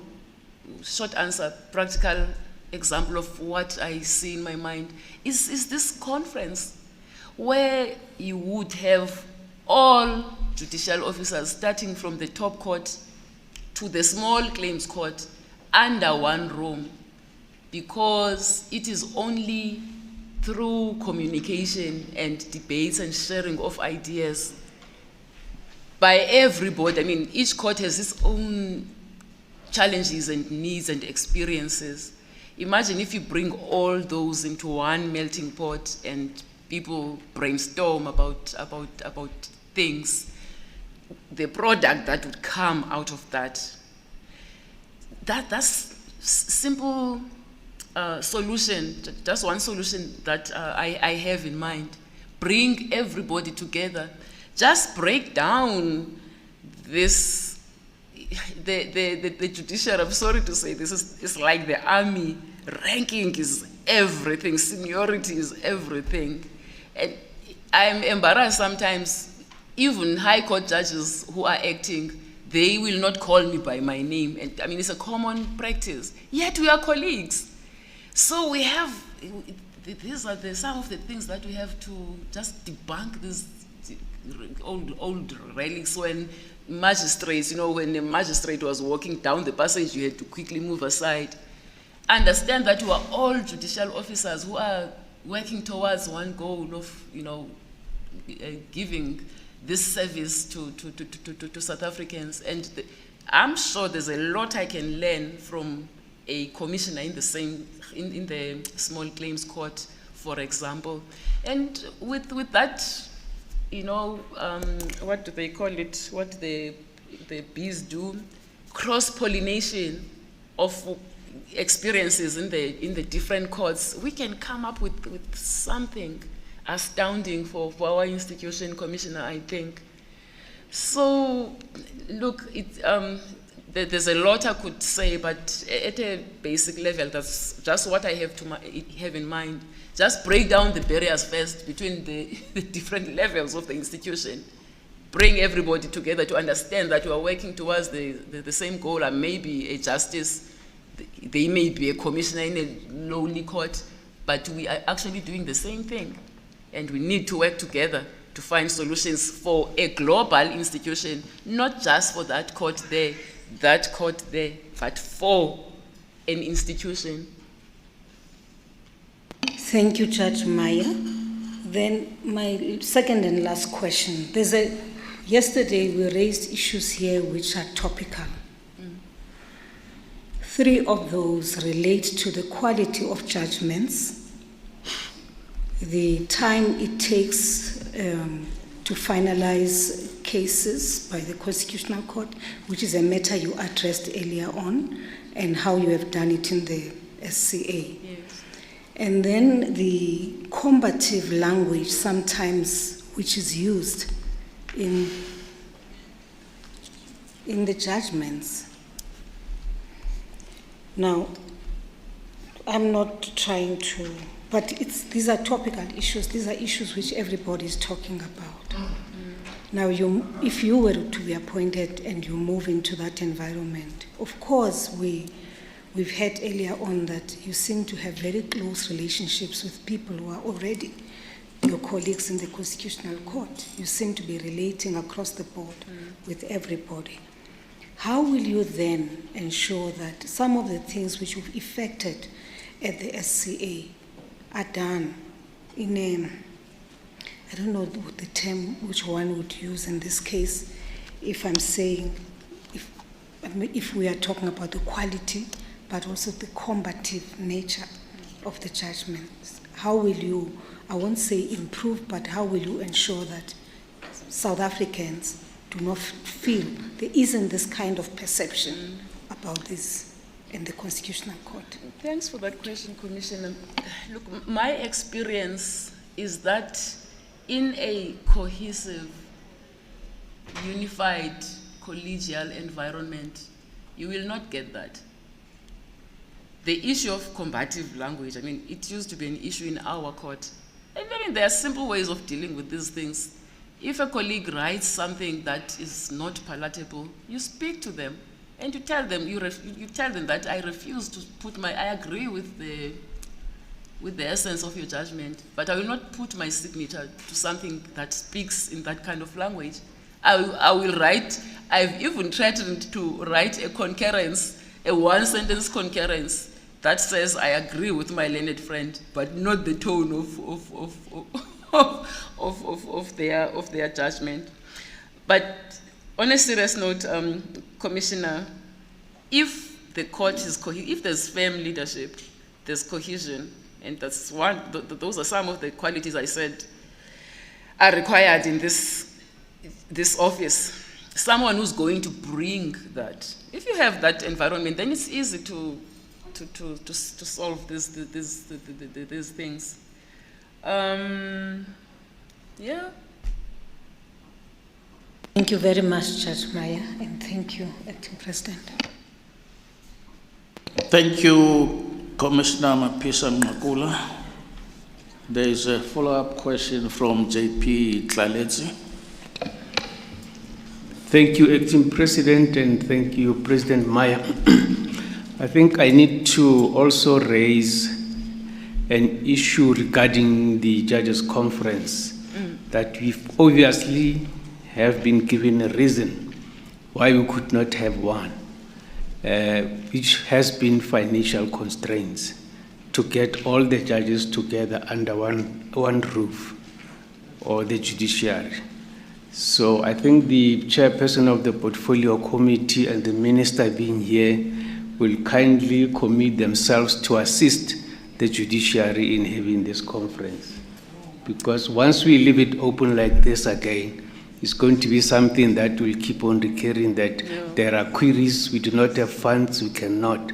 I mean, these are the issues also that the judges have been raising, that could we have one, but the issue has been financial constraints. Yes. Thank you. No, thank you, my I almost said my brother. Thank you, Commissioner. Look, I fully support the plea for assistance, but look, I have to disagree with the financial constraints was an issue, but judges were actually prepared to pay from their own pockets to attend that conference. But I don't want us to get into that.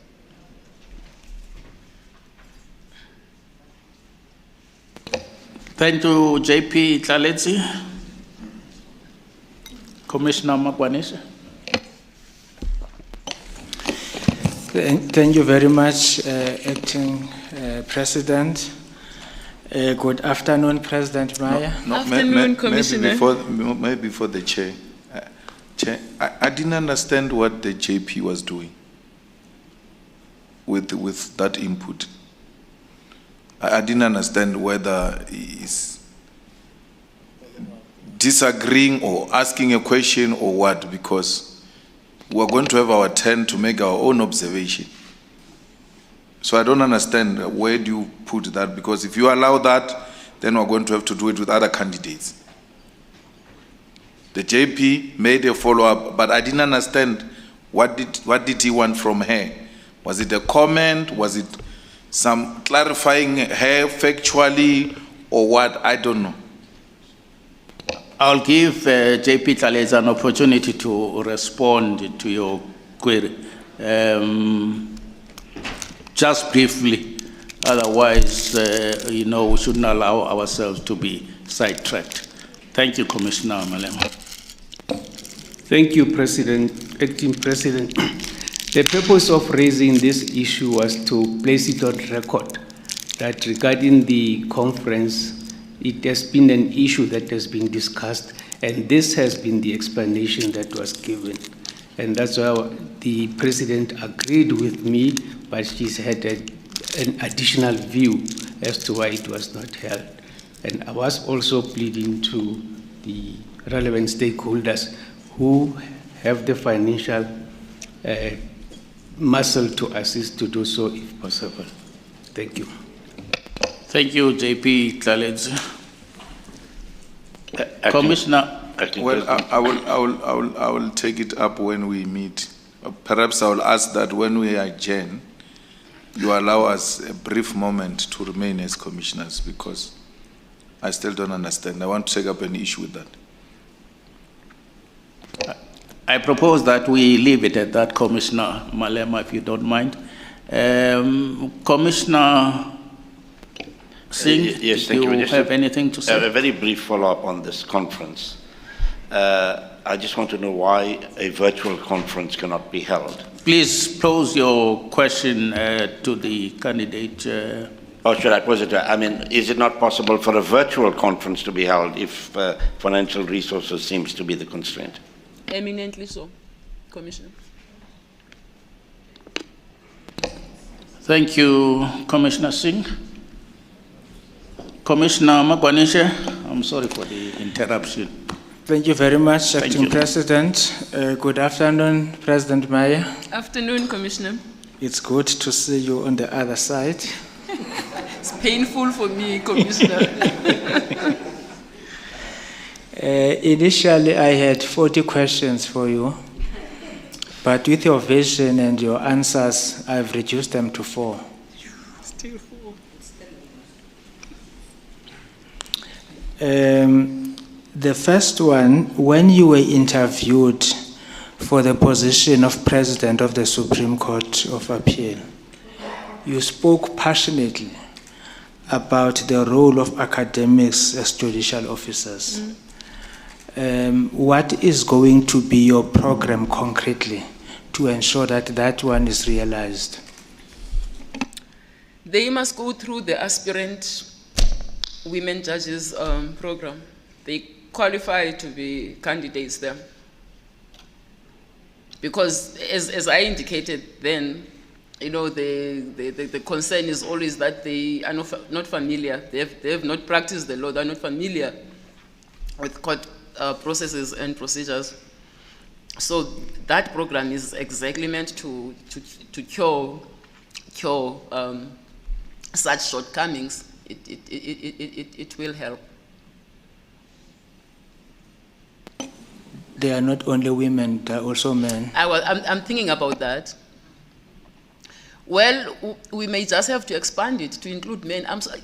You have to forgive my bias. Commissioner Magwanisha, I'm a woman. We've been at the bottom of the heap since the beginning of time. So when one thinks, they just think for the position of women. You are an afterthought because you own the field.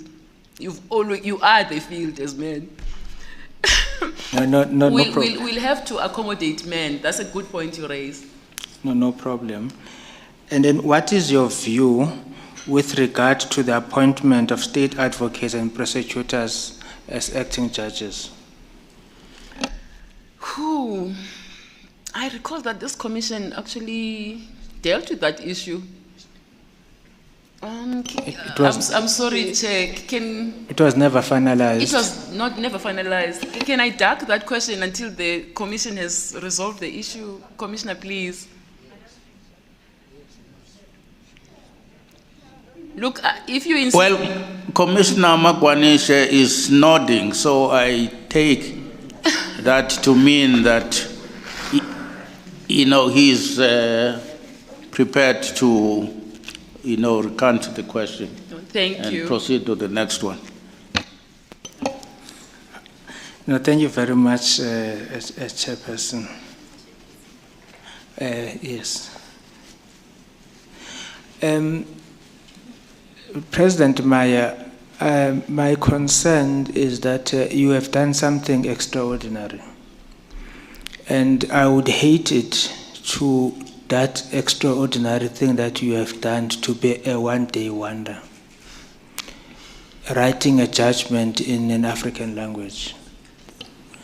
And I know for a fact that even the JSC before this one, in the 5th administration, there were always concerns and issues raised by people like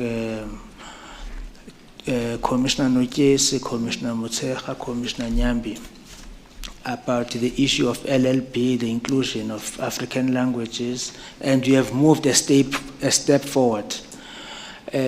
What is it that you will do to ensure that this is taken to the next level of ensuring that our languages are also used as languages of commerce?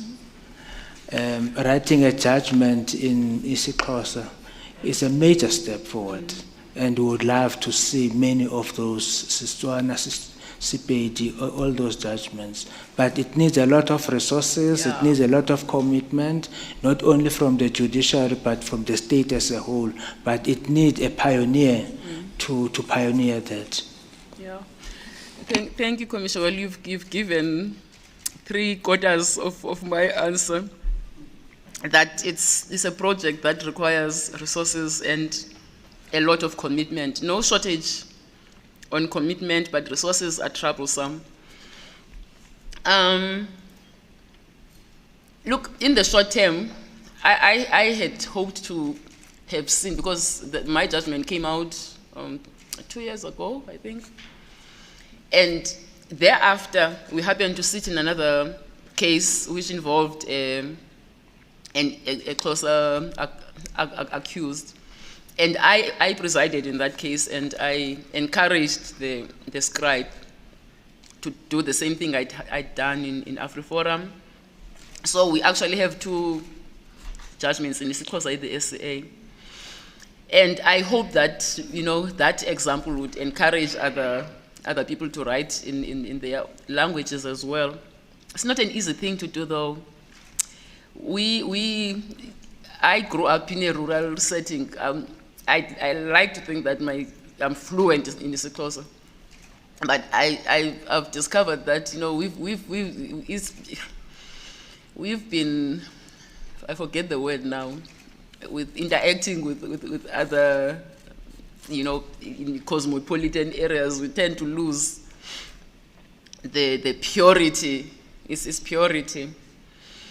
So that's where the resources and support come from. You know, we can't expect people to sit on their own and produce a fluent Setswana judgment. They would need assistance, and that takes money, which we currently don't have. But we need to have a policy on language. I'm trying to avoid going to this issue of language, of record, because it's implicated, I think. We should encourage all languages, all 11 South African languages, to be used in our courts as a matter of course. That's a long-term vision. At the moment, it's only English for practical reasons, which I think we can all sympathize with, we understand. But we can't, with our history, you know, turn our backs on our languages. So we need to do something about that. I think at policy level, because it's not something I've discussed with my colleagues at Heads of Court Cluster, I would need I would need to just discuss it with them. It's another agenda item for this judges' conference, to hear what our constituency feels about the issue of language. We know that Afrikaners are very passionate about their language, so we know what they will say. But as for the rest of us, we don't seem to be particularly interested. Well, we don't know, we've not asked people. That's why I mentioned the idea of debating, discussing it, just putting it on the table and hear how people feel about it and exchange views. I mean, it's a big issue, Commissioner, that you raised. Just see what we can do about it and involve other stakeholders. I mean, it's not something the judiciary can, you know, resolve on its own. It needs collaboration. That's the best I can say. No, thank you very much, President Maya. You will be the head of the entire judiciary if appointed. And one of the concerns I have is the mental welfare of judicial officers, especially those who preside in the criminal cases, with particular reference to those who deal with gender-based violence cases. What programs do you think maybe it would be part of the agenda item for that conference? What type of support should judicial officers be given? Because it's quite a lonely job, and it does have a serious impact on their mental wellness. Yeah. I agree with you. It's critical, Commissioner. The judiciary is one up on you. I don't know if I can ask my colleagues' assistance, but we have been working with the assistance of our department, the OCJ, on a judicial officers' wellness program. I'm not entirely sure at which stage it is, though, but it's something that it was one. You know, COVID just interrupted a whole lot of things, but it's one of the issues that was top on our agenda for implementation. And it's something that is one of the things that we need to follow up on. urgently. Thank you very much. Thank you, Acting President. Thank you, President Maya. Thank you, Commissioner. Thank you, Commissioner Magwanisha. Commissioner Moimang. Thank you, Acting President. Good afternoon, President Maya. Afternoon, Commissioner. And I see that you're wearing a mask today. When everybody else is not wearing it. The interest that I have is in relation to the point that you made in the matter of AfriForum. Yes. The matter of AfriForum, which is a matter of public interest, and the judgment that is quite impressive that was delivered by the President.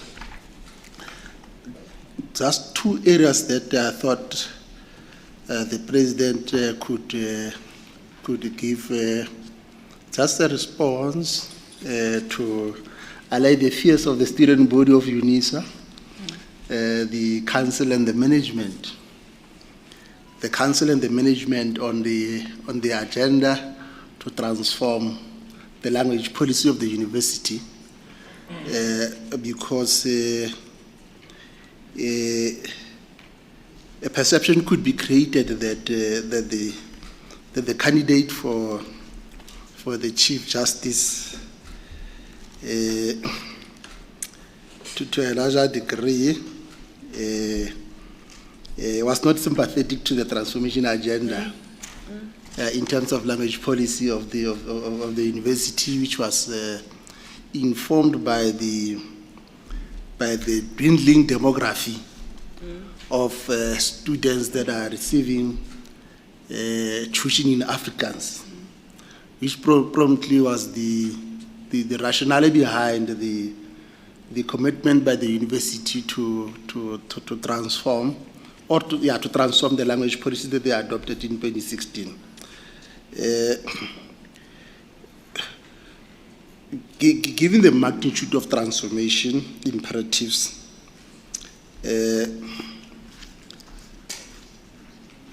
can the President, in a succinct form, just to speak to that judgment, so that those that are listening and watching the interview, their fears could be allayed to say, look, we have a transformation champion who is a candidate. There are other reasons. Explain to them the rationality and the legality concepts that you applied to the decision that ultimately made you to distinguish the case from the Stellenbosch and the Free State University, because with Stellenbosch and Free State University, the changes in the language policy succeeded. Thank you, Acting President Thanks, Maya. Commissioner. I do appreciate your question, because apparently I keep away from social media. I heard that there had been huge discontent concerning that judgment, in which the chair I must involve him too, in which he also said and concurred. I saw that. Commissioner, let me just start by saying I marched against Afrikaans. When I started working, in fact, when I was invited to act at the SCA, I made it very clear to then President Howie, that I don't speak Afrikaans, which I passed with an A, with a distinction in matric, by the way. I'm not prepared to work on Afrikaans, because I had, from my childhood, scars. So unfortunately, previously, it's a language that I had a very negative attitude towards, but I'm a grown woman now, and that appears from my decision in this judgment. The simple answer, and you touch upon what I think Commissioner Tlepu said earlier about judgments being misunderstood.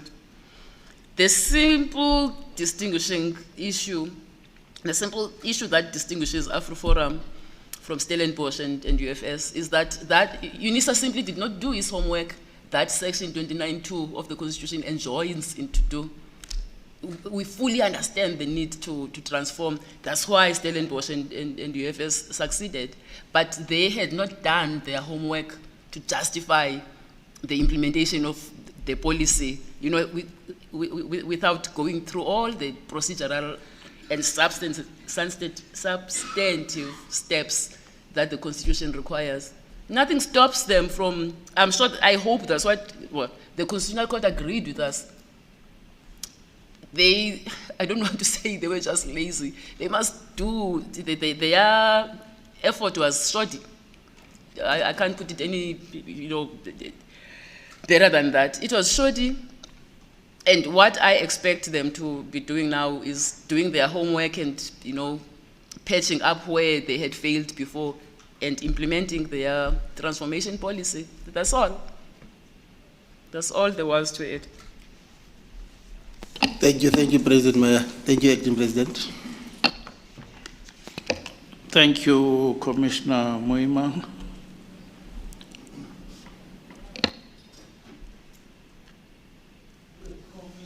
Commissioner Dodov.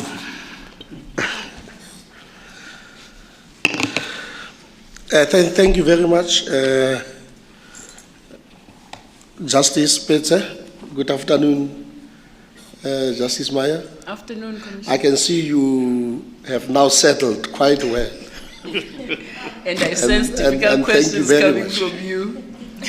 Yes.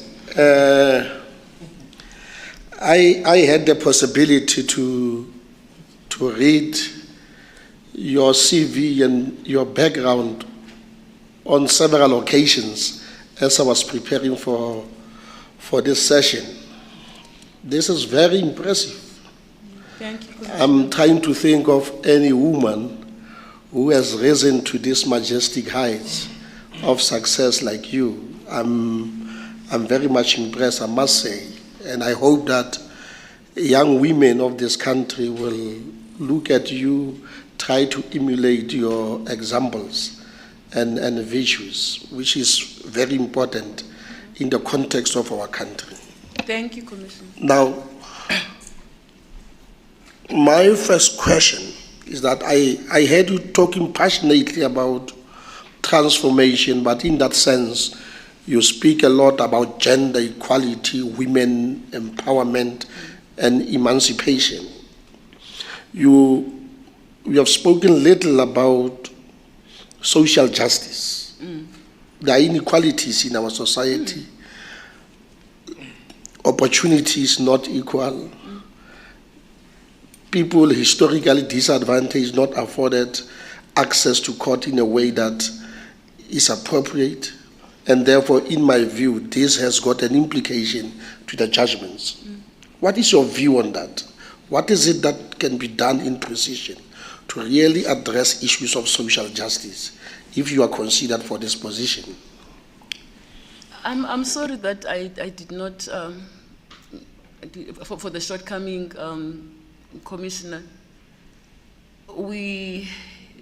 Another shameful, label we bear in the world is being one of, or if not the most unequal societies in the world. So social justice is key. And just speaking in this narrow context of being in the judiciary,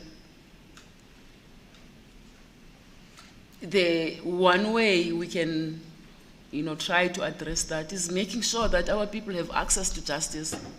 That actually is key, having access to justice so that you can vindicate these, these rights that are promised in the Constitution. And I think that is the key role of the judiciary. That's how it can contribute meaningfully to the fight to make South Africa a better country for everybody. As I was listening to you talking about women empowerment, will I be correct to assert that you subscribe to a philosophy of expropriation of legal knowledge without compensation? legal knowledge.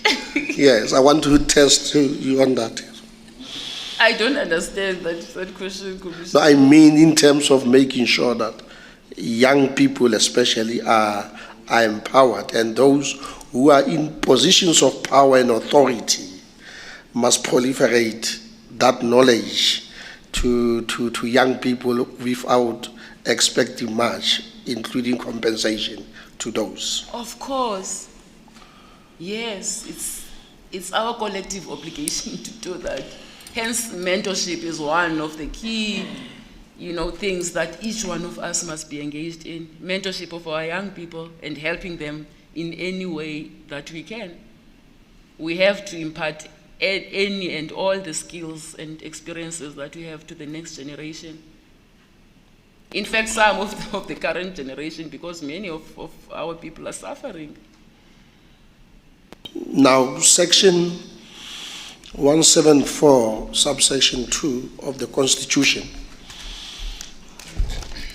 states that when judicial officers are appointed, we must make sure that they reflect the racial and gender composition of the judiciary. That is a factor that must be taken into account. Yes.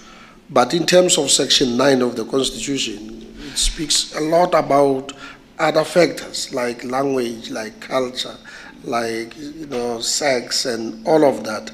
Don't you think at this stage we need to consider amending Section 174 of the Constitution to incorporate all of this, because they speak to issues of equality, not only on race and gender? What is your view on that?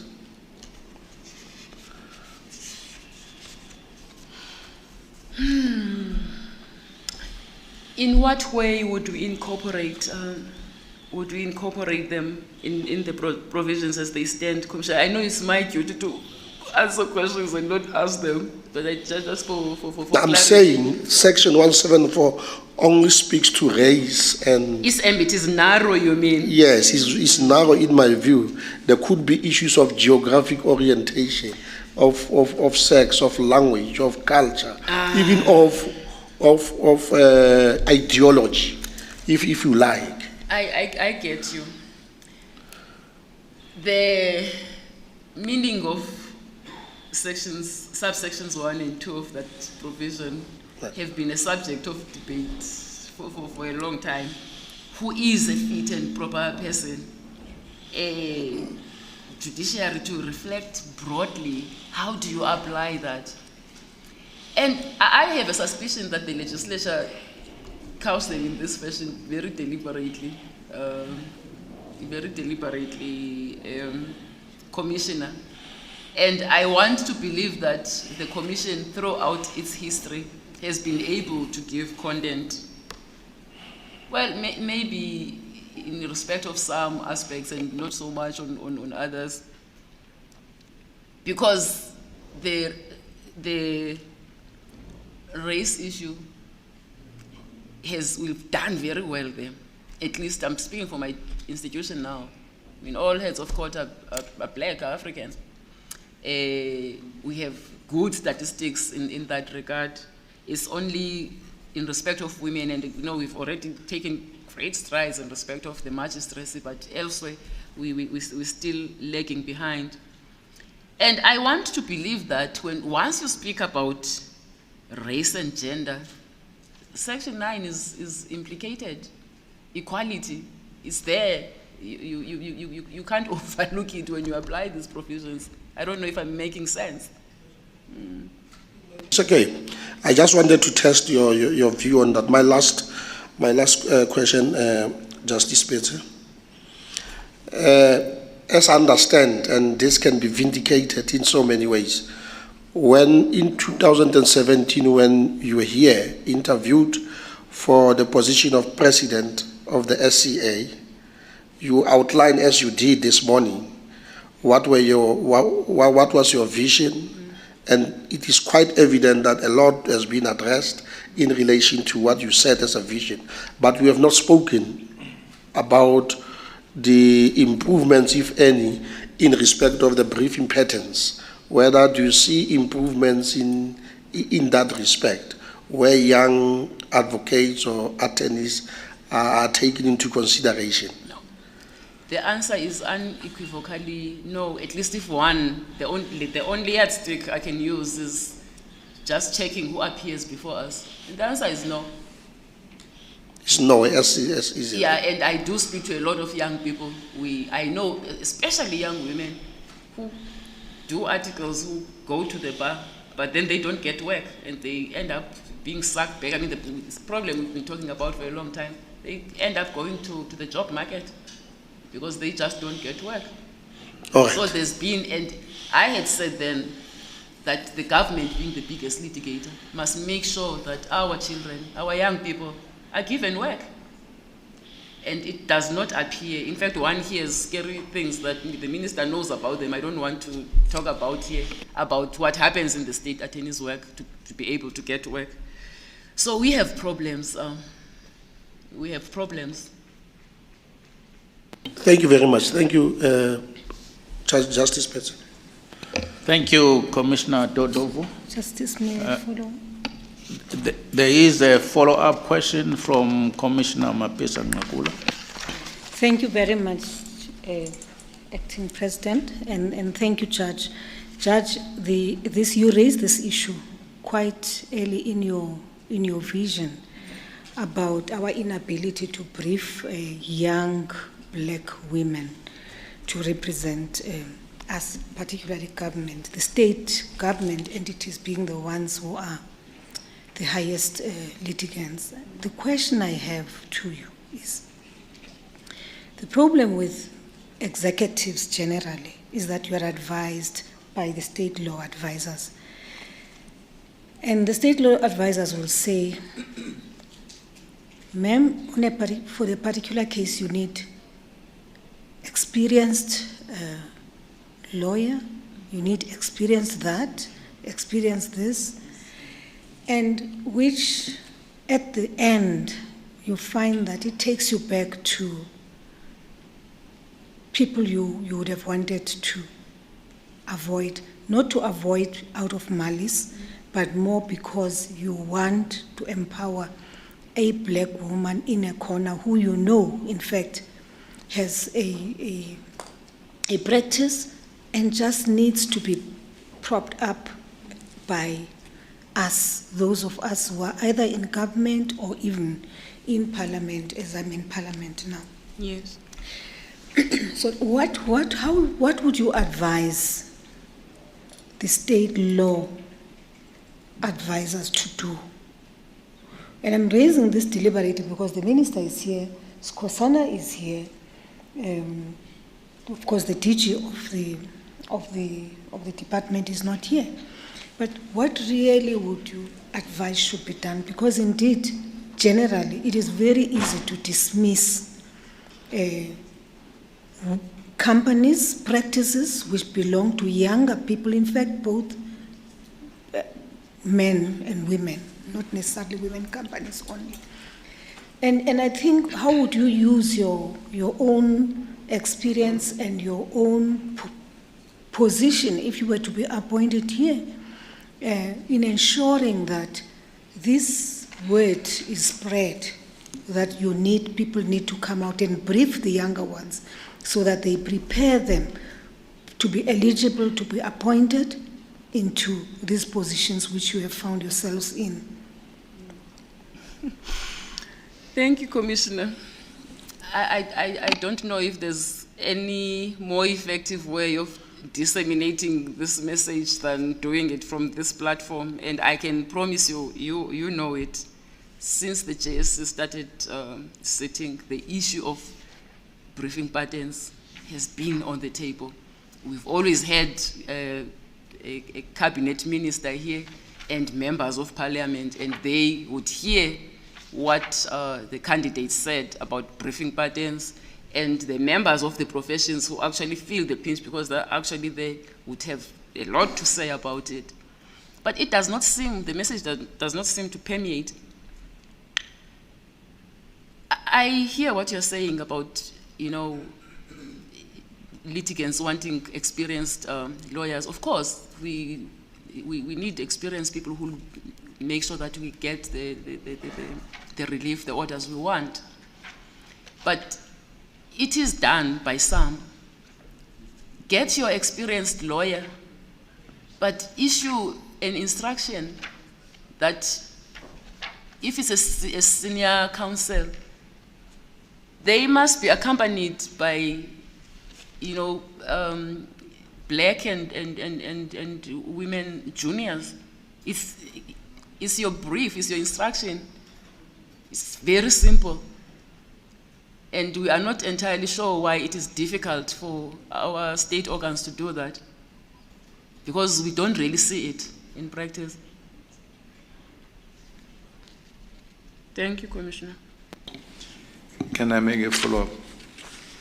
Maybe that will be my only question.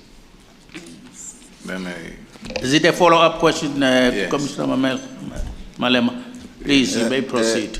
President, I also have a follow-up, Acting President. I just want to understand, President Maya. Does the appointment of women into positions of power guarantee that women lawyers will get a brief? I'll tell you why. Because there are a lot of women who get appointed. The Speaker of Parliament has been a female.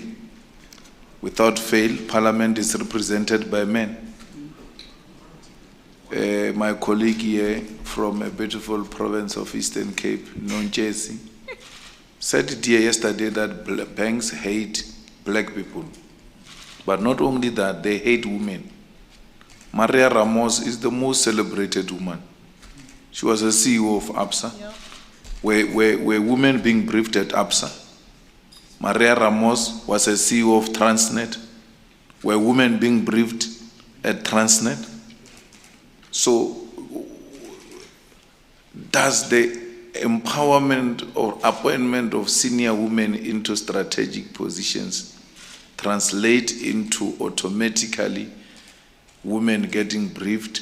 Or, I don't know how to put it, because it looks like there is generally also the struggle that women have to fight amongst women themselves, where women just have a problem of empowering other women. Parliament is a typical example where we sit. I litigate with Parliament all the time. I'm likely to do that in the next few days. So you are guaranteed it's going to be a man. And Parliament is headed by a female. Before that it was a female. Parliament sometimes even goes to the extreme. It doesn't just brief men, it briefs white men and headed by females. So where lies the problem and what can be done? Because we are fighting at this level, let's empower women. But the next thing, it doesn't translate into any practical intervention in changing the status quo of women. Thanks, President. Oh, thank you, Commissioner. Yeah, it's a tough one. And I would say, just like this commission does not appoint candidates simply because they are black and female to fulfill the injunction in section 1742, they also have to subscribe to the values of the Constitution. I think it's the same phenomenon. Not all women will be passionate about the empowerment of women as human, as men. Not all of them believe in some of these noble, endeavors. But by and large, Commissioner Malema, women will make sure, I'm trying, English escapes me now. By and large, women care about their communities. That's why there's a general, that old saying that if you educate a man, you educate a man, but if you educate a woman, you educate a community. So generally speaking, women have that nurturing, quality that wants to ensure that actually not just other women as well, but society, you know, is improved, you know, is improved, for lack of a better word. But it's not always the case. You're quite right. Hence, we gained notoriety for the pull head down syndrome. I mean, we are always teased that we are in the majority in the world. So if we had it in us to support one another, we should be leading the world in all spheres, but we don't. So, yeah, it's a human problem. No, thank you, President. But this just, just a frustration I want to raise with you, and you are free not to comment on it, because, I thought I will never get to engage in a struggle to give young, poor, struggling women free sanitary towels at the UCT, for instance, at Unisa, for instance, the latest being Walter Sisulu University, where vice-chancellors are women who should be appreciating the meaning of such a requirement. But now you have to go into fight with such women about making such facilities available for poor, struggling young women. So, and when they came in, there were ululation and celebrations everywhere that now a woman is coming in, the burden is going to be lessened on the poor and women in particular and all of that. But it looks like things continue as they were. Thanks, Jim. Thank you, Commissioner Mlambo. Honorable Minister.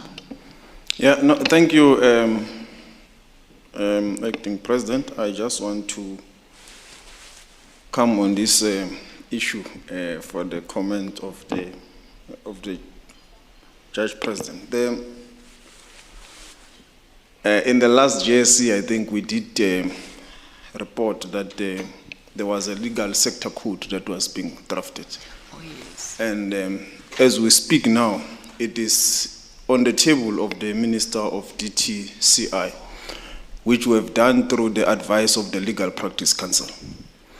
But I'm bringing the legal sector code because I think it has got a very good innovative way that it is going to be able to measure the issue of the briefing pattern, in that it proposes that we must establish a council that will monitor all the briefing patterns. It does state the quotas and the codes, but it also says the council must have powers to monitor, to summon departments, to summon whoever within the state to provide the information in terms of the briefing patterns. And I believe that the profession will be able to, for the first time, know who is transmitted briefing, for how much, and how much went to black practitioners. Like we do with the state attorney, where it is published how much and so forth. And I think that could be a good start for a solution, particularly when there is a monitoring or implementable kind of a measure. Because the current situation is that while we do have policies, but there is no monitoring mechanism. So I'm not sure what will be your view for us to ensure that indeed it does happen, whether that monitoring mechanism will be enough, or you may think we may need further instruments to ensure that what the commissioners are saying, what is in the policy, it does happen. Look, first, that's a brilliant, initiative, Minister, and I'm happy to hear that there's been progress in its processing. But you know, just like we have so many good laws, we have a beautiful constitution, but implementation, achieving the result is usually a problem. I'm just trying to think now that this monitoring body comes up with these statistics, it summons, what other powers would it have?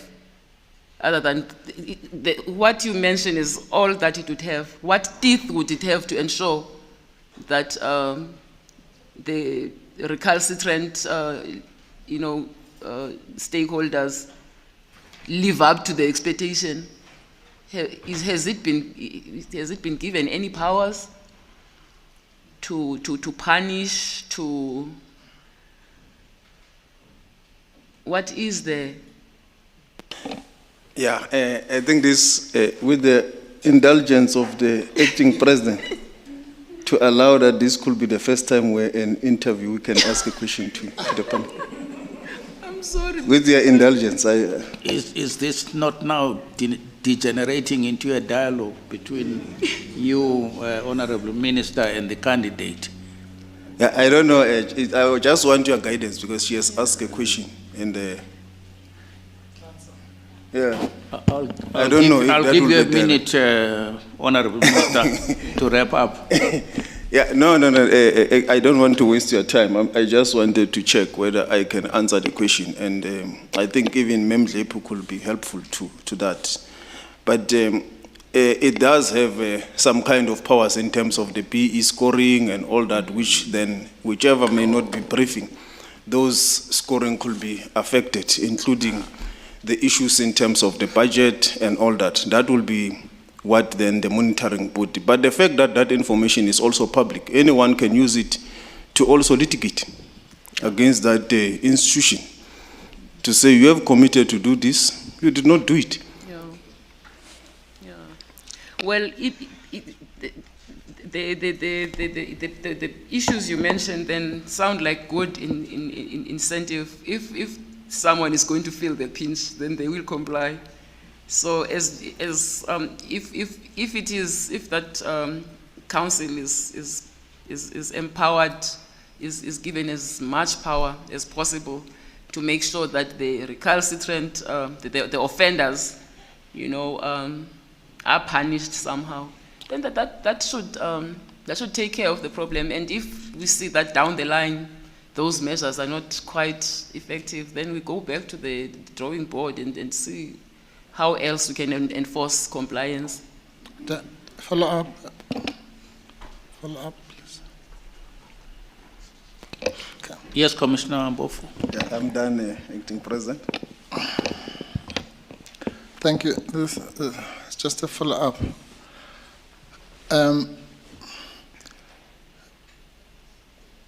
Do you think that a black-led government, progressive government, with men and women who know the plight of black professionals should be proud that the only achievement they've made is to be monitored? Why do they need to be monitored to do the right thing? Why do they need to be monitored in order to empower people like them whom they know have been sidelined in this profession to the extent that you have explained, where you yourself have not had access to commercial work, which is the exclusive preserve of white practitioners? Secondly, is the examples that have been given, including I've been litigating now currently against the Speaker of Parliament, who's a woman, the previous one and the current one, against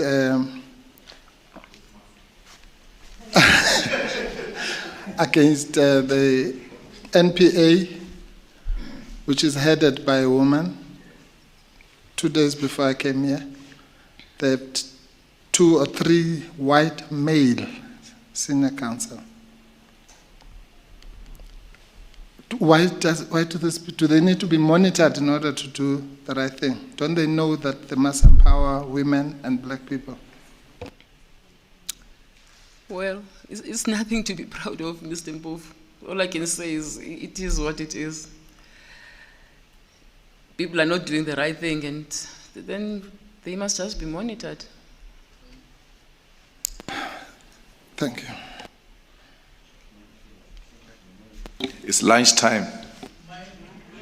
Mindful of the fact that I earlier on indicated that we're expecting load shedding at 2 o'clock, and that we would adjourn for lunch at 10 to 2.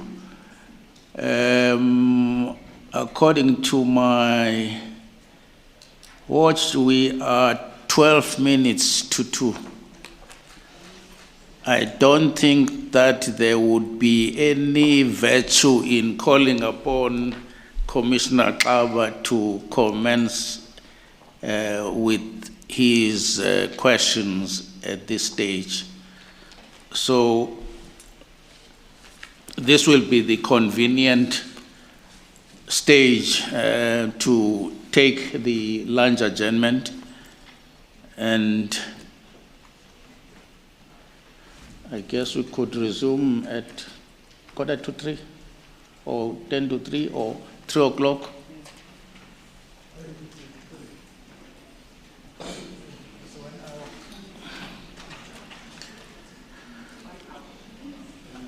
One hour will take us to 10 to 3. Thank you. So that's it. We'll resume at 10 to 3. Thank you.